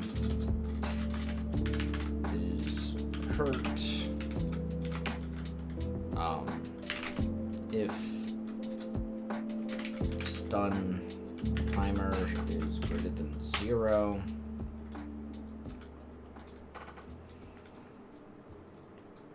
Then anim, then state will equal states.stunned, else state will equal states.above water.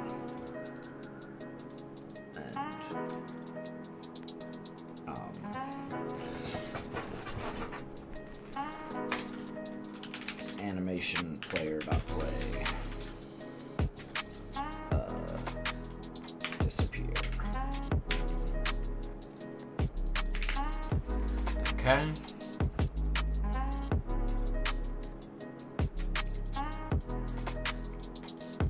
Now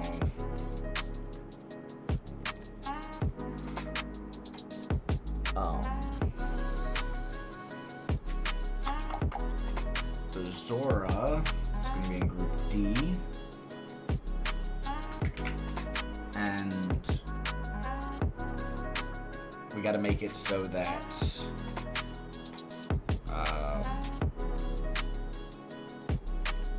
his hurt box emerge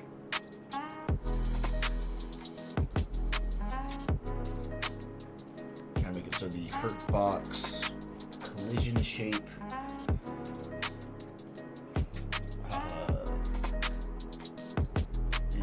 disabled at the beginning and enabled at the end, then disappear. This needs to be enabled at the beginning and disabled as soon as the body disappears. Yeah. Okay. Now I go into my inventory. Give myself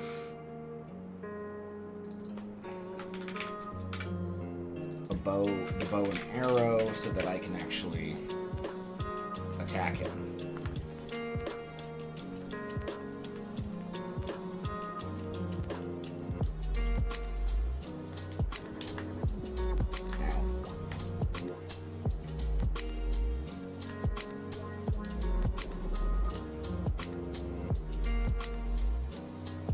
Come on.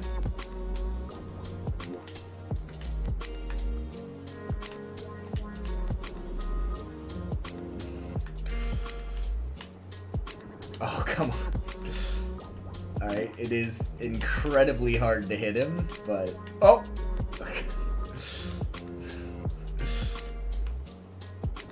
Oh, come on. Right there. Boom! What?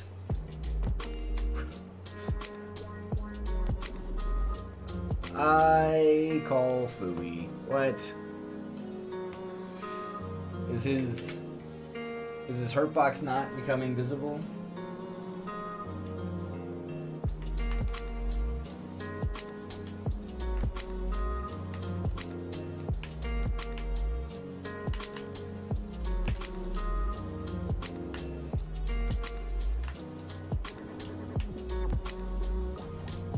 Ah.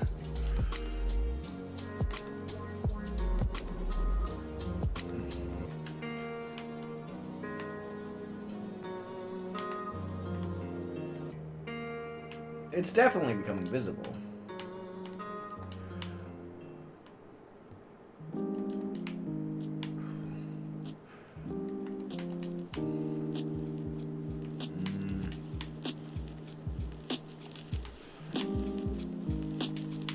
Oh, man.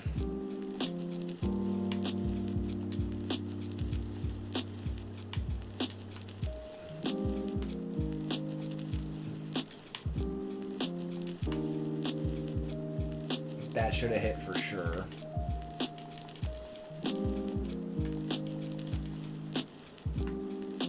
Okay. This hurt box, it masks with link and exists on the enemy's layer. Thank you. I'm glad you like the Zora. How?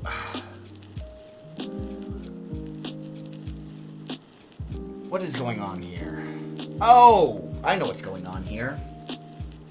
I need to connect this to the function. There.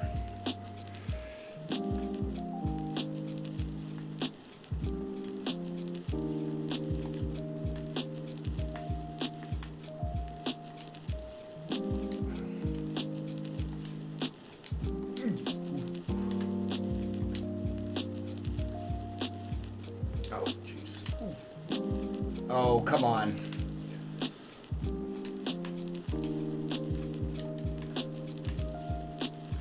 Come on.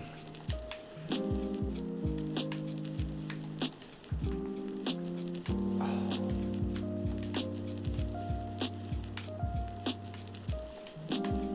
There we go! I hit him. But I killed him in one shot. How much damage does the arrow do? I thought the arrow did like 2 damage.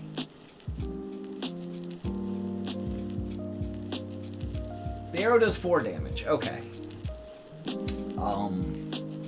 What about the magic beam?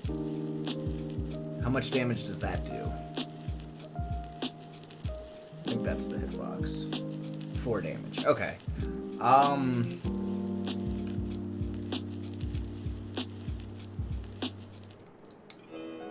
Zora. Let's give him 6 health. Just to test.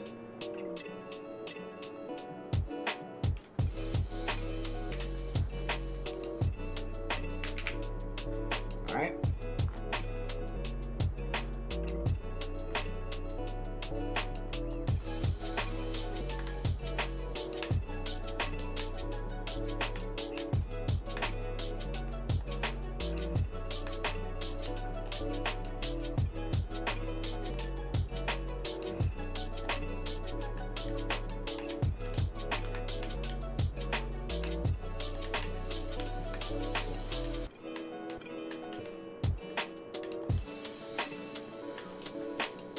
Come on.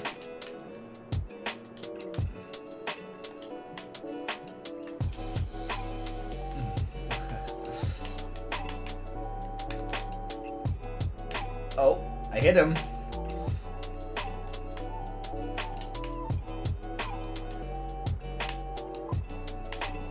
Nice. Okay, cool.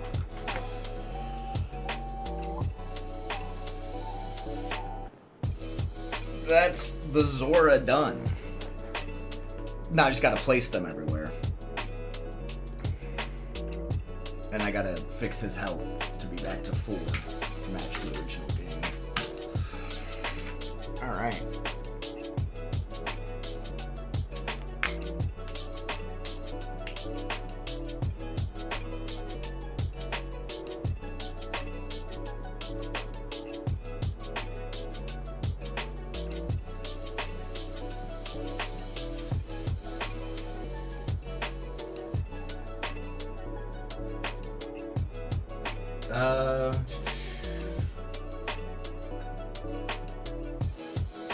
Yeah, I understood. You were talking about the whole project, not just the Zora.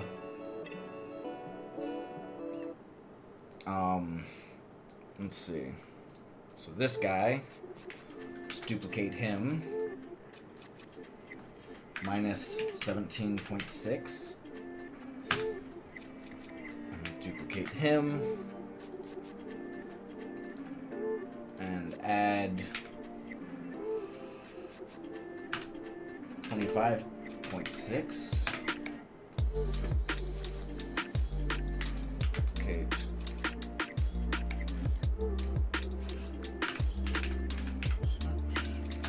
There we go. That's those Zoras.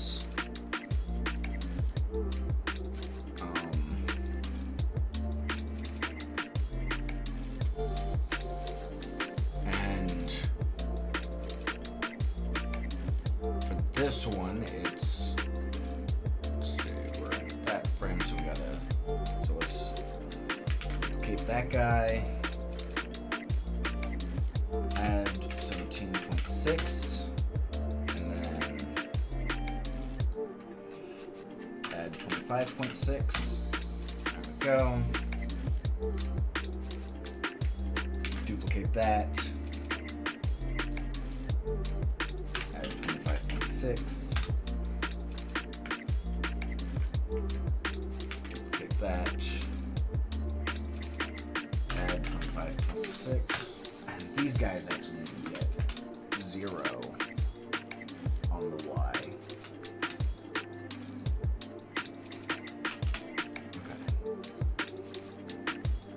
Duplicate 25.6. Nope.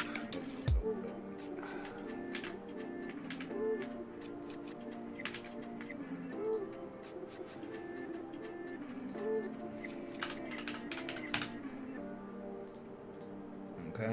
Duplicate.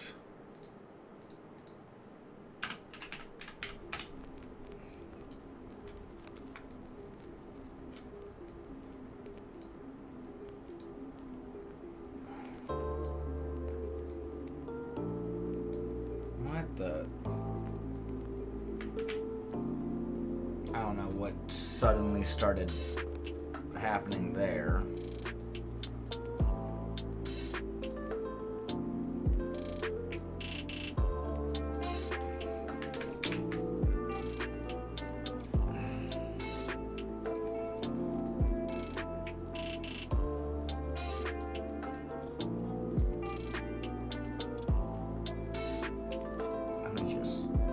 Close everything and reopen the overworld.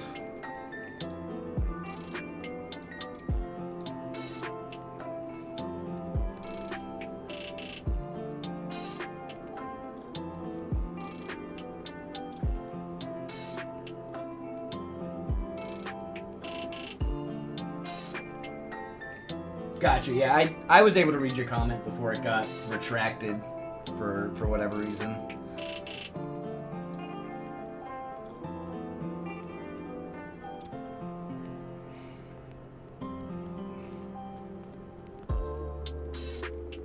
Let's close that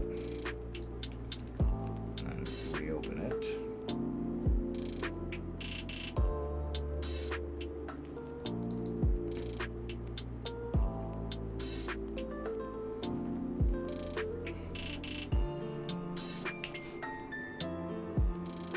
Okay, I don't know what that is, but I'm gonna ignore it. Duplicate, transform. 17.6. Subtract 17.6 actually.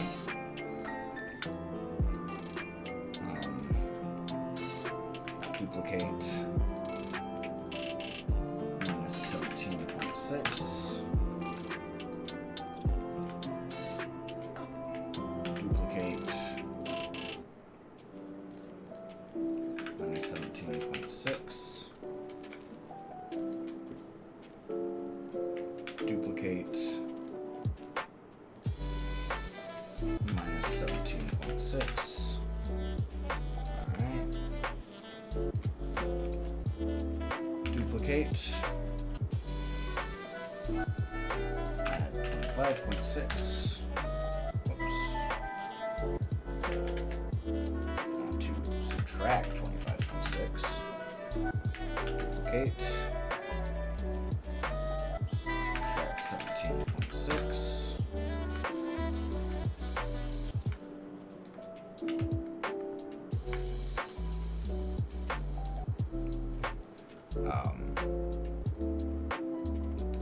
Duplicate.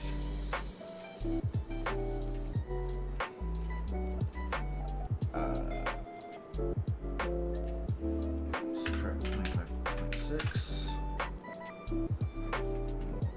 Duplicate.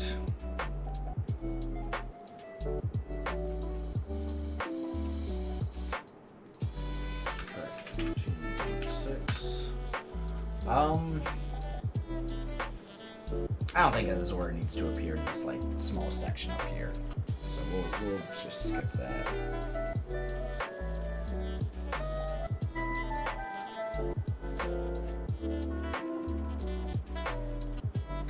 Huh.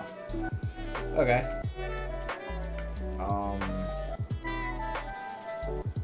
Next we have this.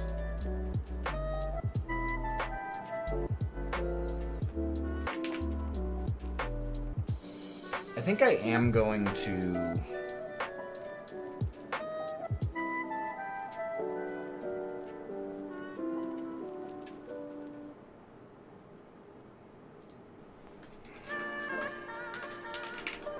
do that, and then ready.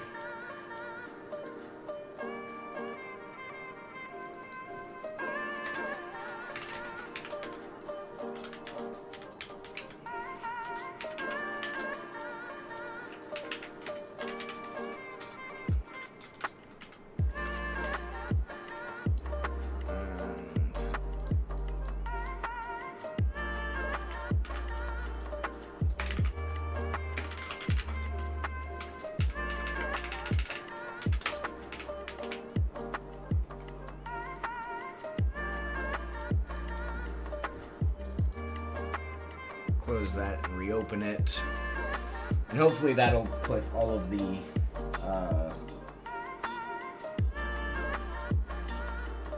sight boxes like overlaying the Zoras.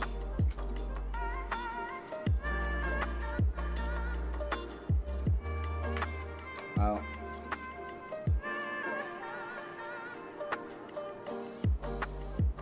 I think it did. It's kind of hard to see, but it definitely did. Okay.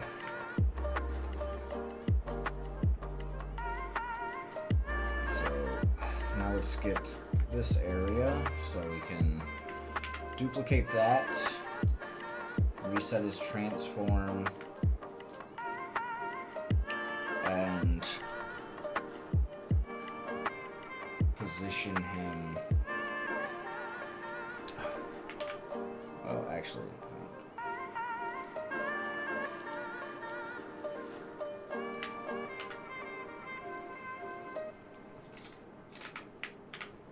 We're gonna do that.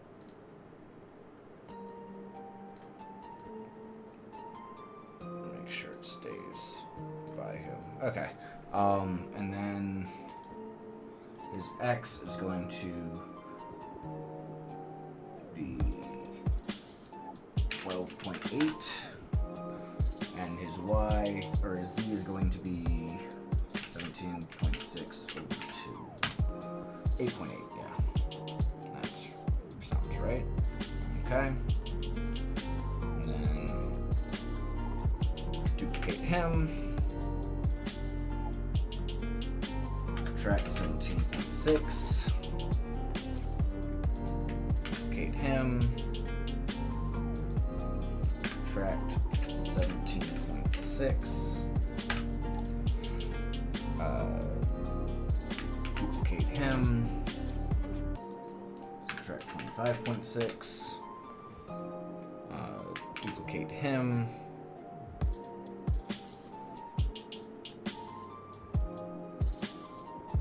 Subtract 25.6. Duplicate him. Add 17.6. Duplicate him. Add 17.6. Duplicate him. Add 25.6. And let's get going up this river.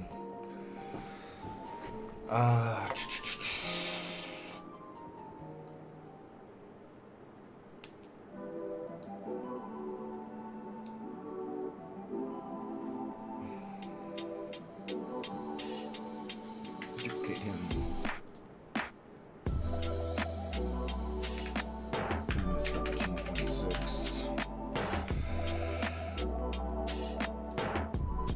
I don't think I want to do this because I don't really have a good way to handle slopes.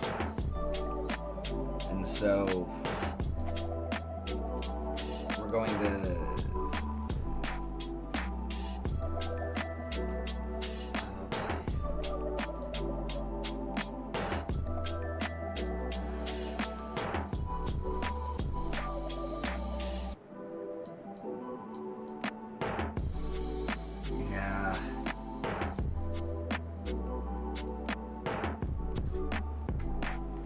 They're supposed to go all the way up the river, but I'm gonna have to limit it to just... Yeah. Alright. Duplicate. Oops, not that. Oh. I'm gonna have to make it so that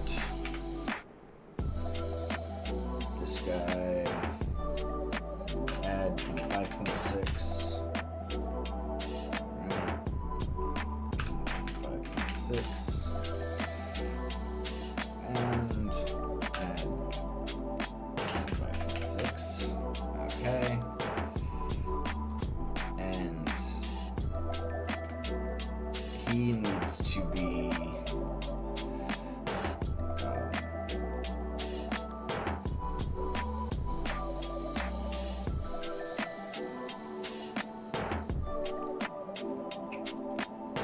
6.4. Alright.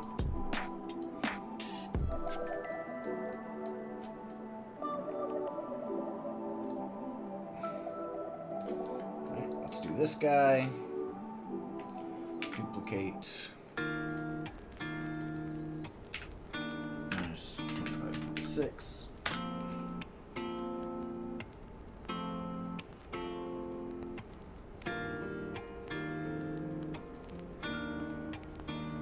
I see. That's not at all what I want. I want to add 17.6 and duplicate that. 5.6.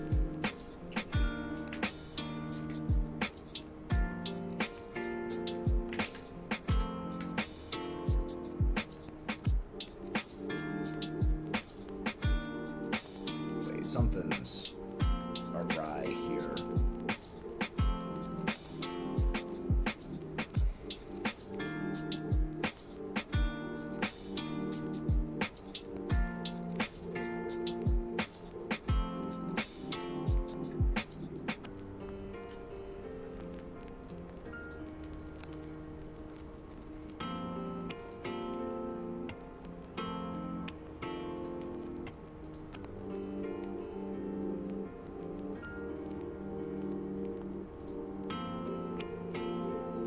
This should be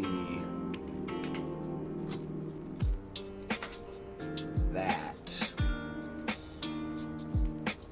That should be that.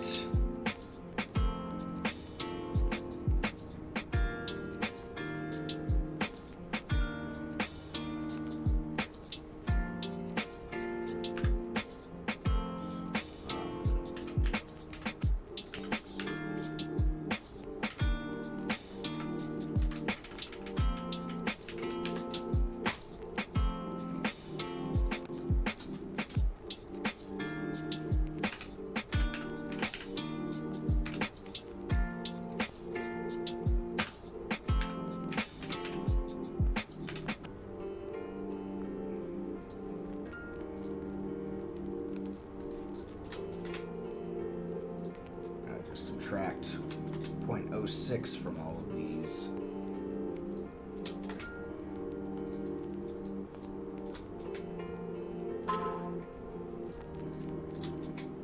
There we go.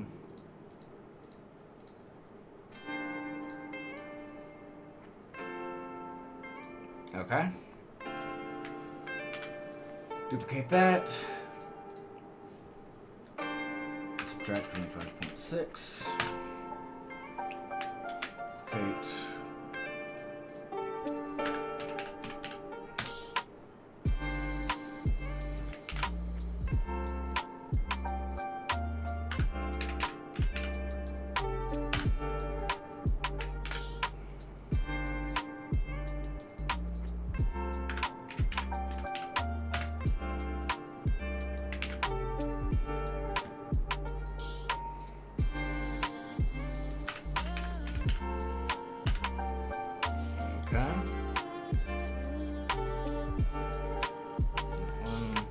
Replicate.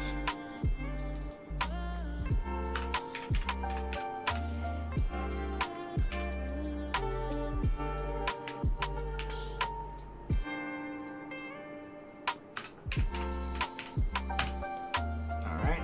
And that is every Zora in the game.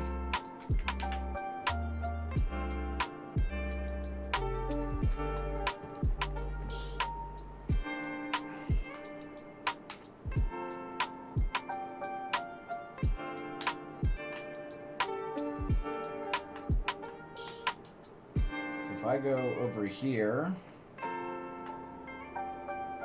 oh, yep, Zora appears and starts shooting. Now if I go over here,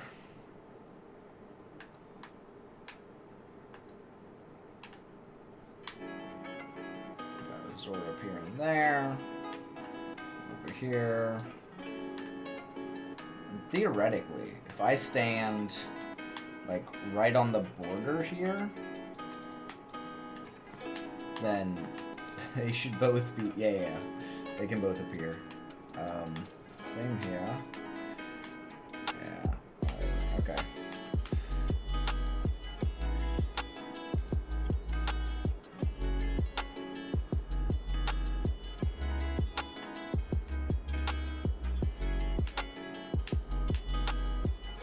Go again.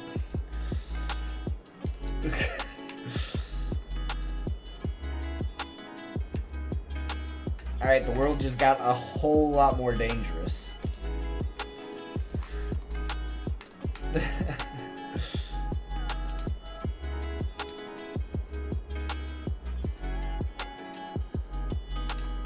Oh my god, they're so annoying. Oh jeez. Alright, let's... The water has become quite dangerous.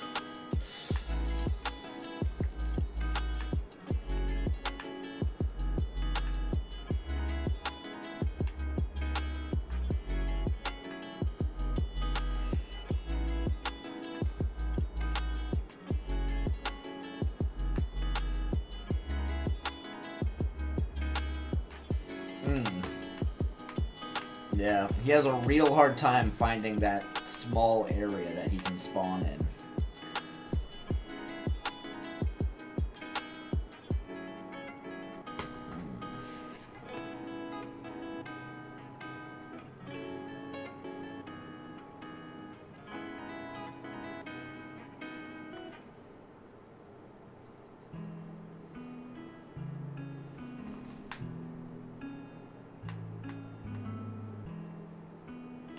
Oh, he found a spot. Okay. So it is possible.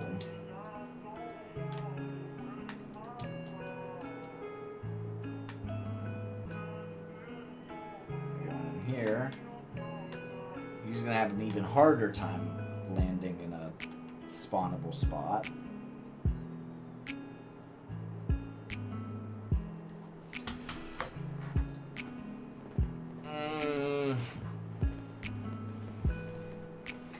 Makes me wonder if I should change how they find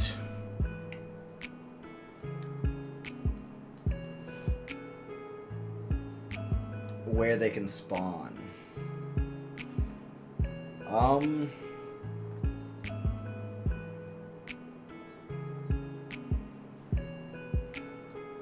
Because they work fine everywhere but the river.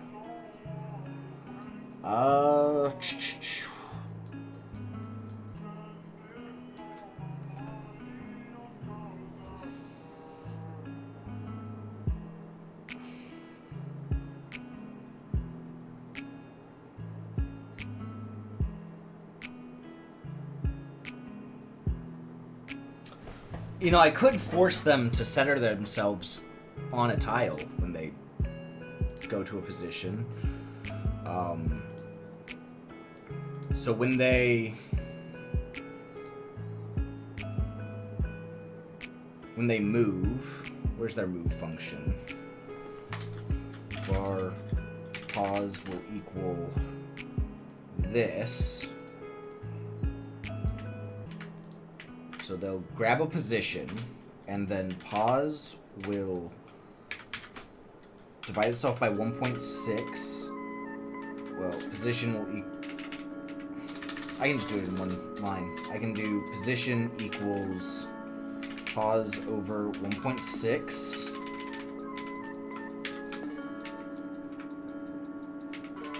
And then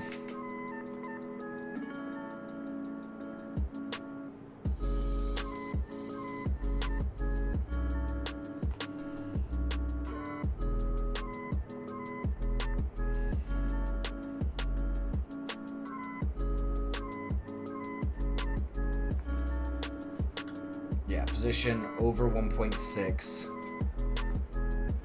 and we floor that. Then we multiply it by 1.6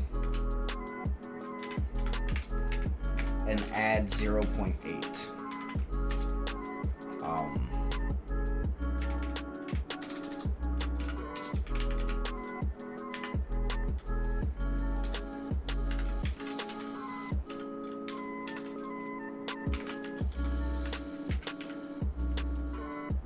So if we do that,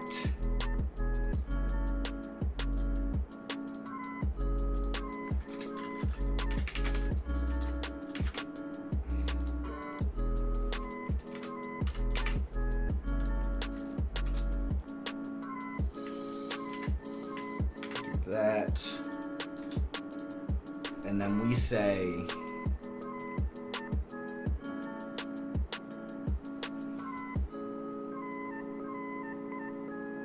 position equals pause,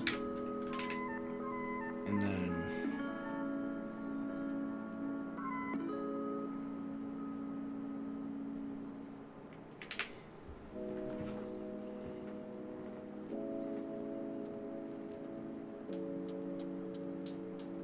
yeah, let's try that.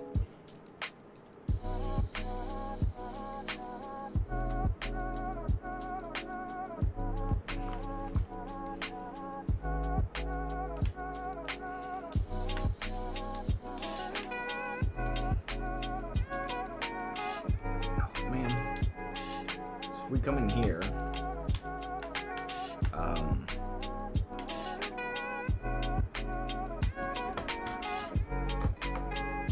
oh, I need to do starting position plus pause. And we actually don't need to add 0.8 on the Z, because Z is an odd number wide.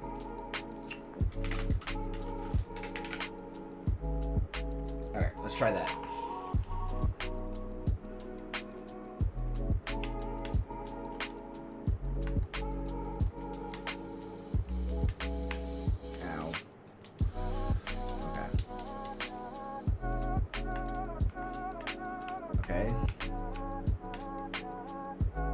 Looks like it's working correctly.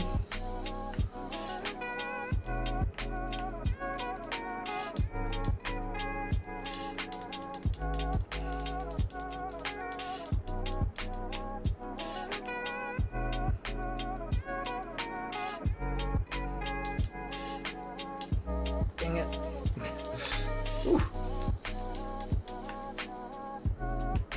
Alright, this guy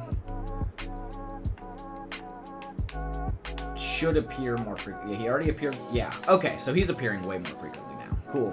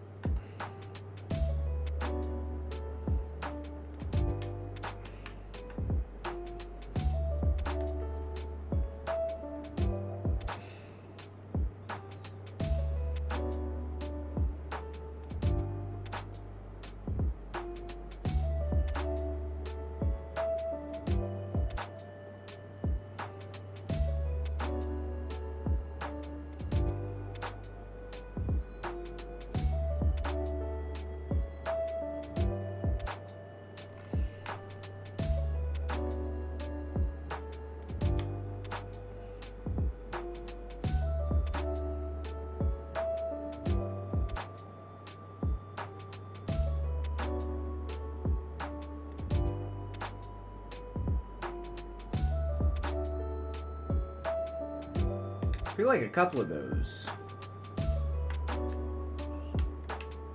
are spawning over the water.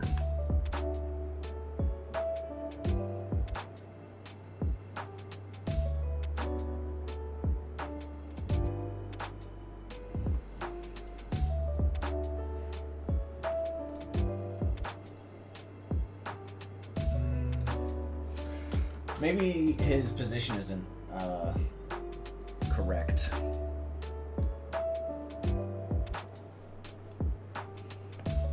I could also add limits.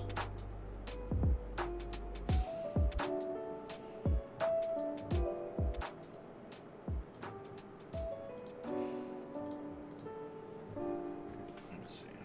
Negative 44.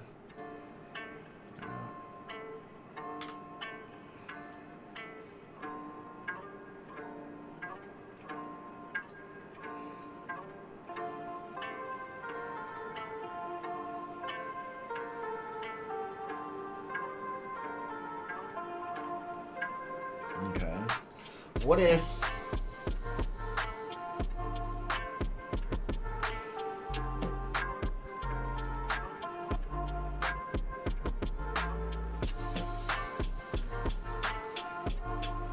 made at export var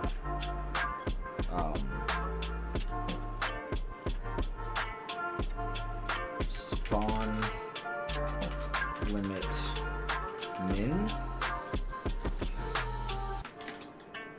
will be a vector 2, vector 3, or no, just a vector 2 is fine. And at export var spawn limit max, so vector 2.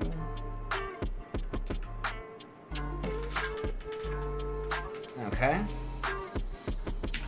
And by default, these are going to be negative 12.8, negative 8.8.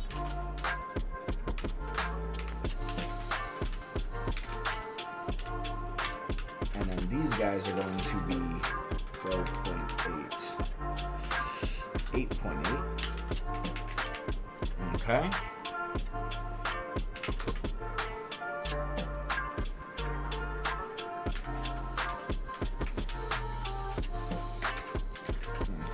And then here, spawn limit min dot x and spawn limit max dot x, spawn limit min dot z or y, and spawn limit max dot y. Okay, and then this guy, his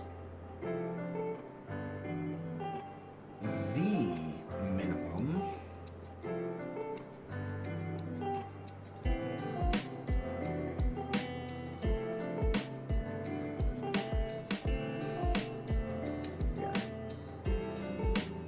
so his minimum X is going to be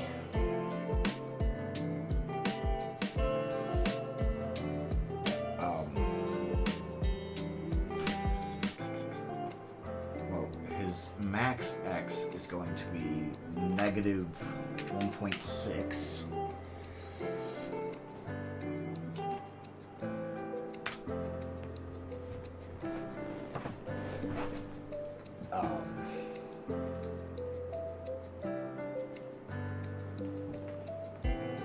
Well, actually not 1.6, 2.4.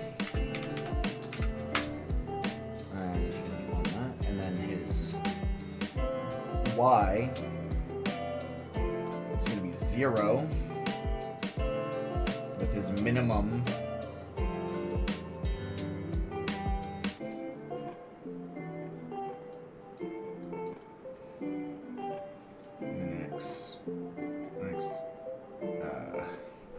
and his minimum Z Or no. His minimum Z is going to be 0. His max is going to be 1.6. Okay.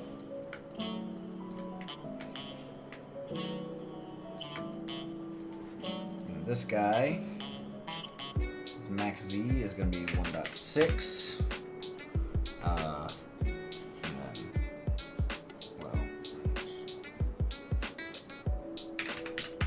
And then his max,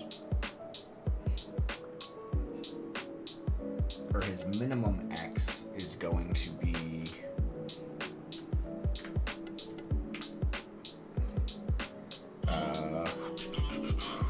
negative 1.6.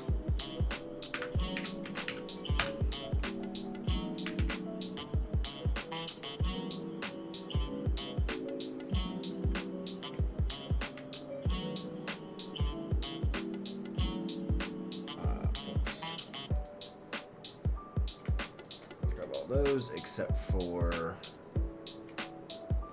26. Oops, except for 26 and 27.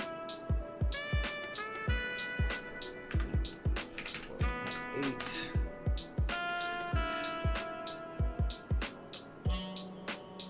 What?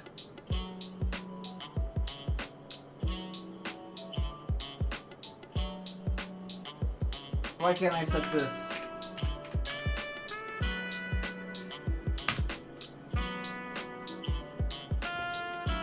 Tell me I have to go through and reset it for all of them? Whatever.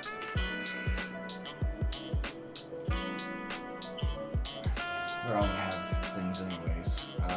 His minimum X is 1.6.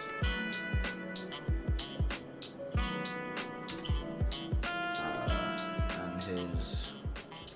Oh, reset. 1.6. And his maximum Y is going to be negative 1.6.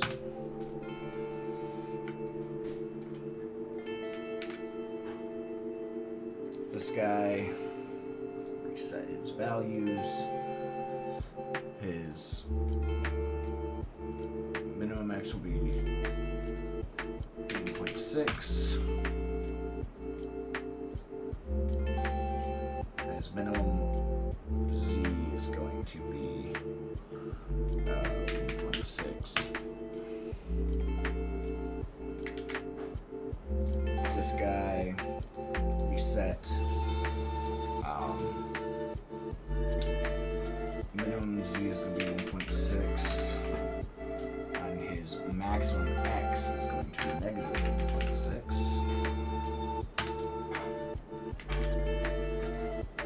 This guy, maximum X, negative 1.6, and maximum Z of negative 1.6.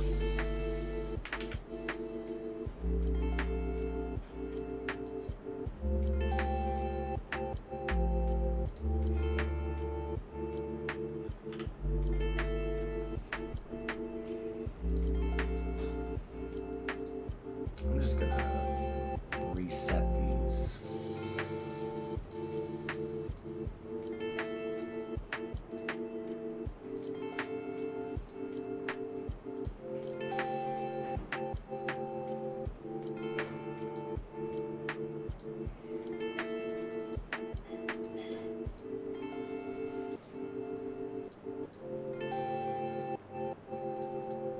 I could go and set up all their bounding boxes, but the river ones are really the only ones that can't find a spawn position often.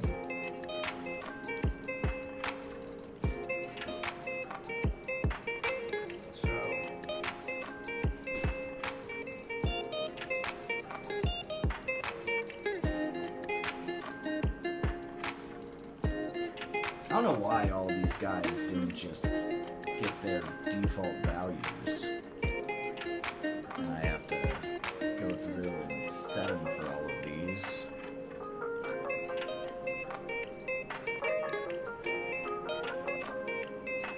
Maybe because they're a tool script or something.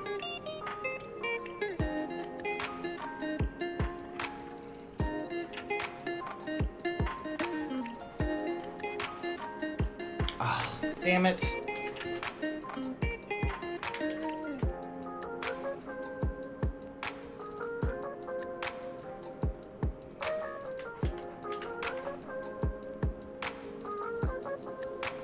Great. I gotta go back and do those.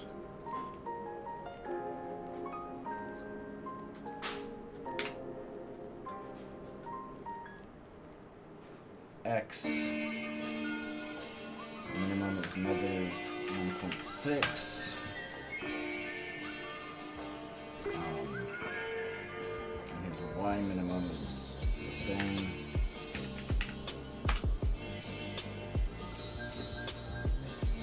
We have this guy. 6. X maximum is negative 2.4.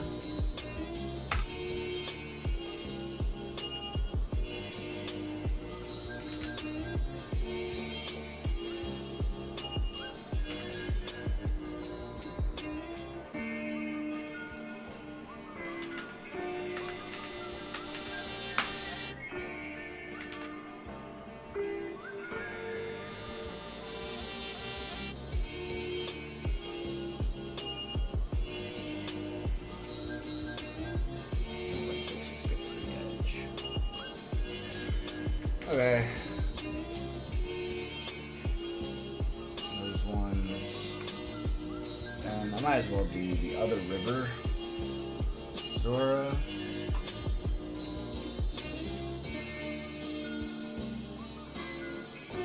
X. Well, we'll do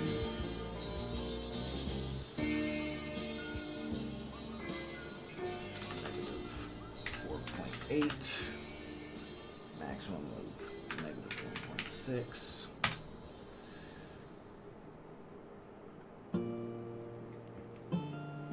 Same with this guy.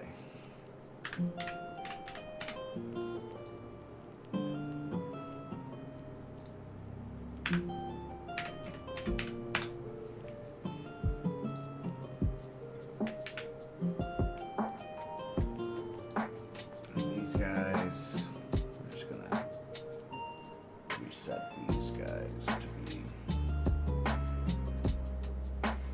normal. That way they have their even chances. Okay. Let's see if that works.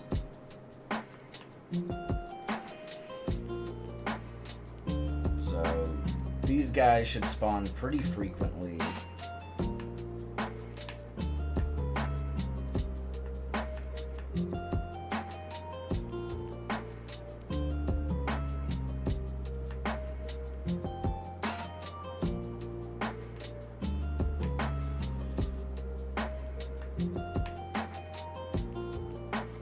Oh, I see what's happening.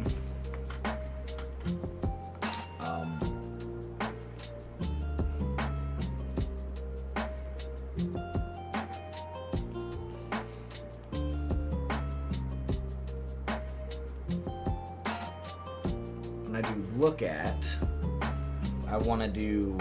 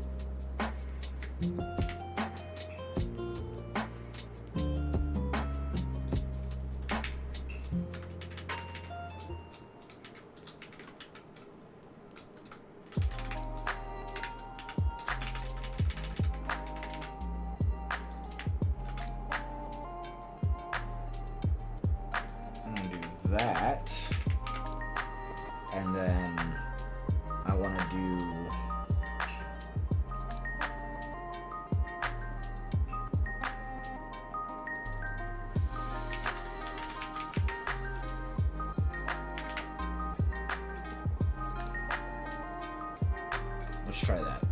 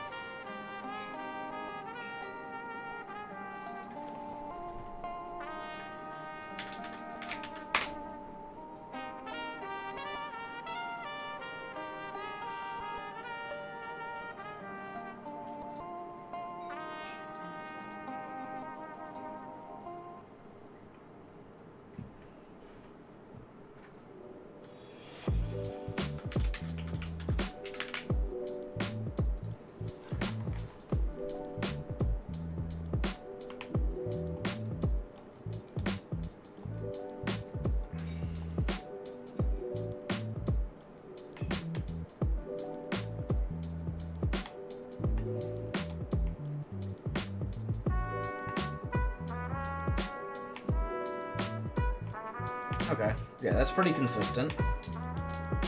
So, now... Ooh, scurry.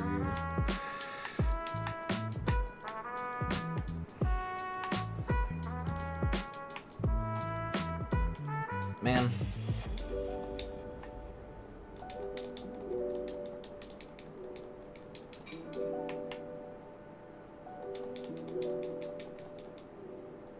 Ooh. That little bastard. Alright.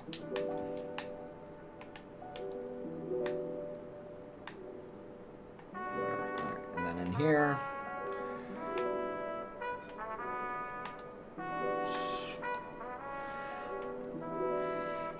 It's pretty consistent.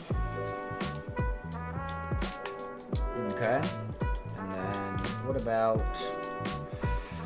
up here?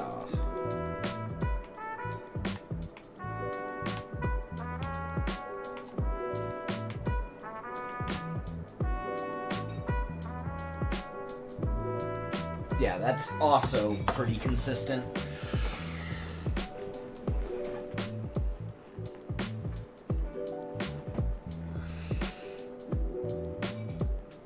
Cool. All right.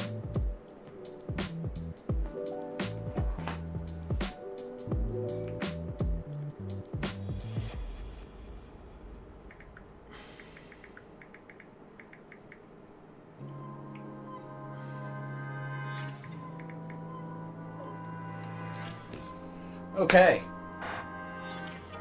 Man, I can't believe I spent the entire day just making the Zoras.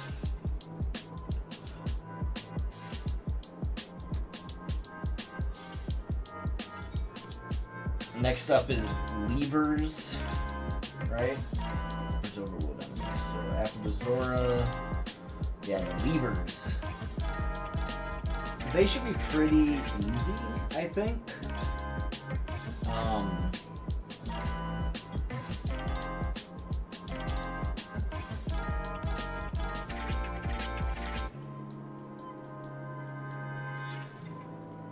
Because they're just gonna...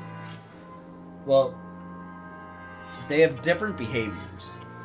The red ones will purposefully spawn in front of you, and the blue ones spawn at random.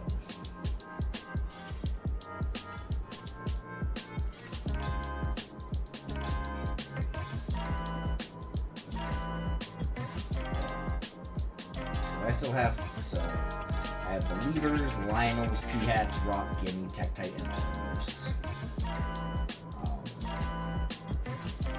Then I'll be done.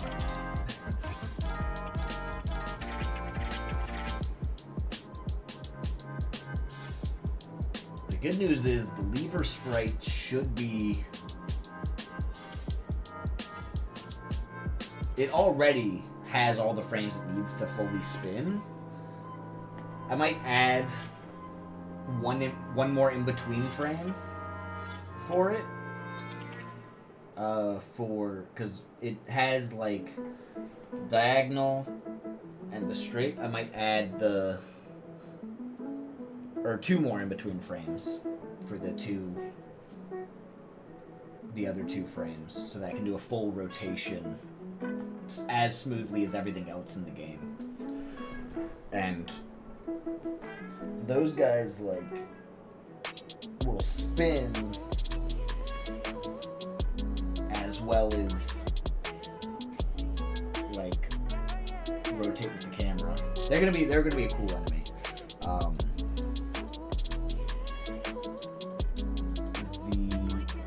The Lionel's gonna be real difficult because I'll have to create the rig for that.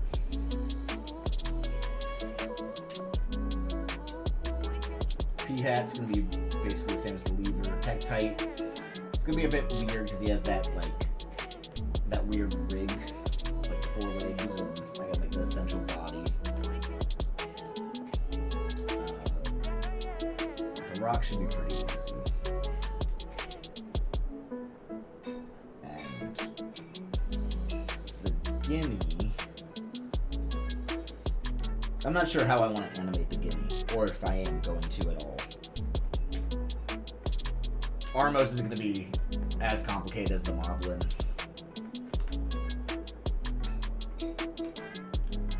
Minus the throwing projectiles.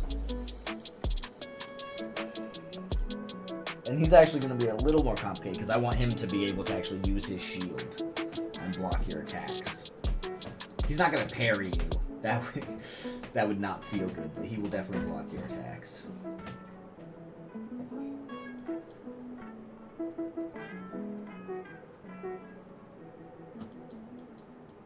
Yeah.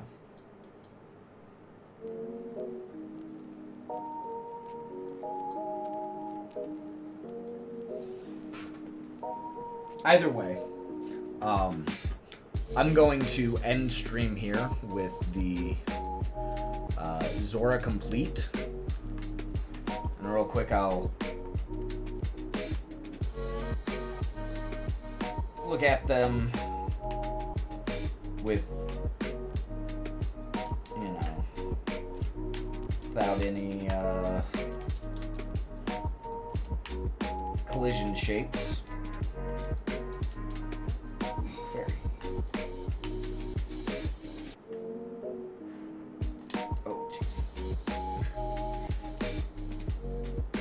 They really make combat, like, against Octoroks kind of annoying, because, like, you're dodging them, his fireballs, and you're trying to parry back the Octorok rocks.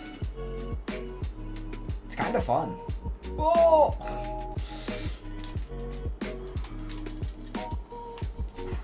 Did he just spawn in the bridge? He shouldn't have been able to do that. Well, I guess his check would have been overlapping with the water on both sides.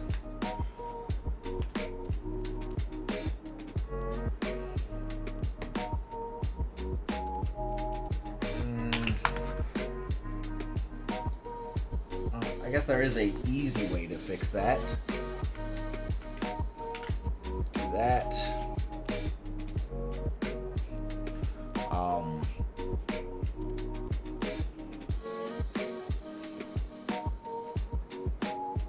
Actually, delete those, and let's set these back to their original. There we go.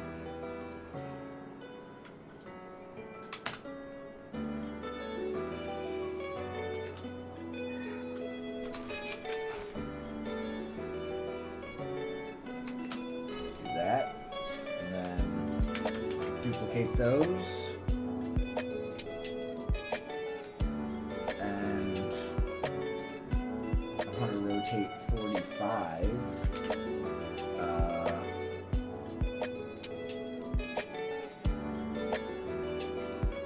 How do I change the snapping of rotation?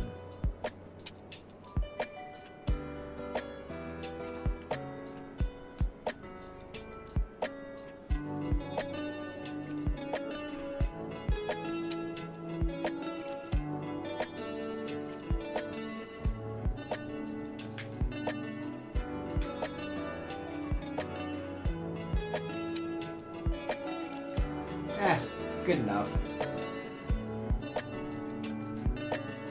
No, it bothers me. It bothers me so much. Can I set it to configure snap? There we go. Rotation snap degrees. Instead of 15, give me 5 or 45. Okay.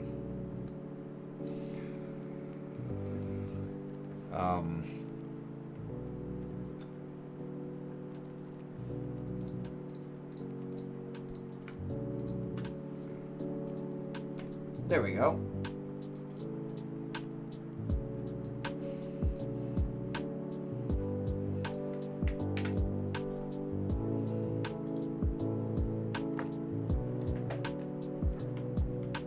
Now that Zora cannot spawn in the bridge. Thanks, Kadama. I wanted that knocked over. I really appreciate it. Oof. Quick reflexes.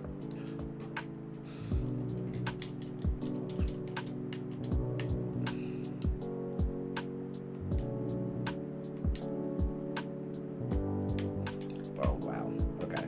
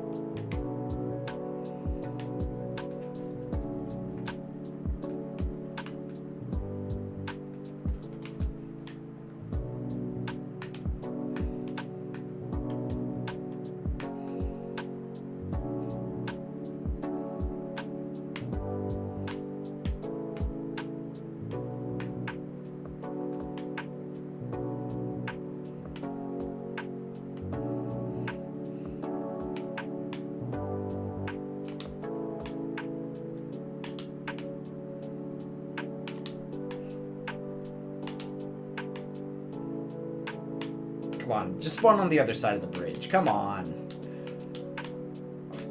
Come on, but, you know, where I can see you nicely.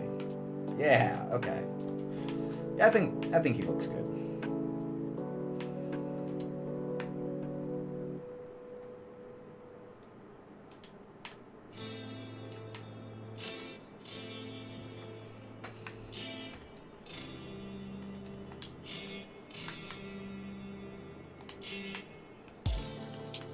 Oh.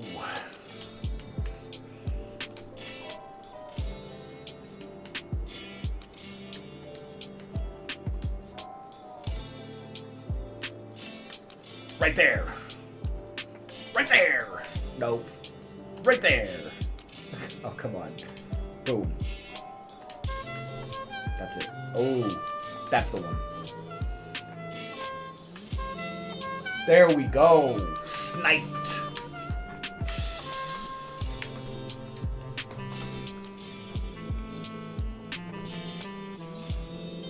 Maybe, I think I should make it so it should be a little more,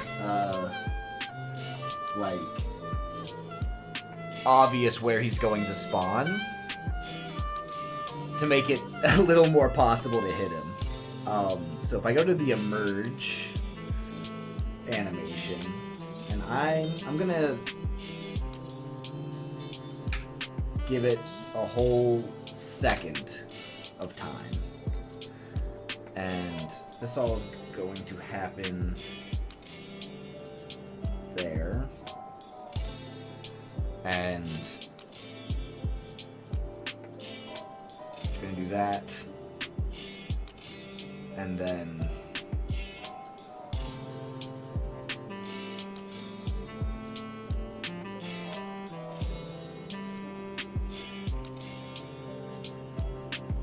maybe even like that. Let's see what that looks like.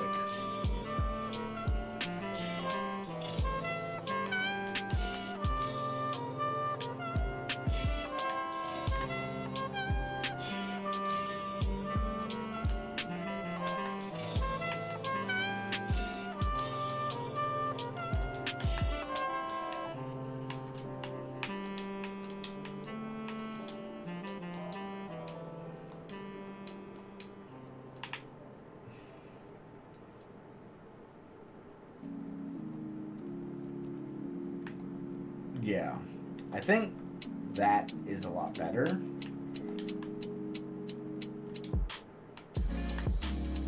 Oh, I gotta make it so that I can pick things up with my sword.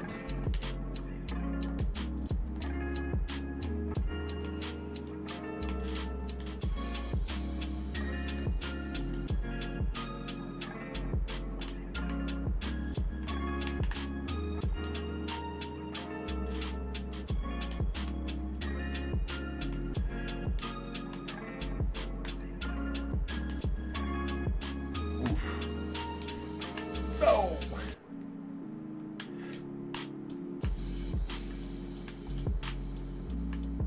Nice. No. Give it to me. Give it to me. No. Alright, but yeah, I think that's a lot better. That feels a lot more fair. And I think it's more accurate to the original as well. I think there was more time of where he's going to pop up before he actually popped up.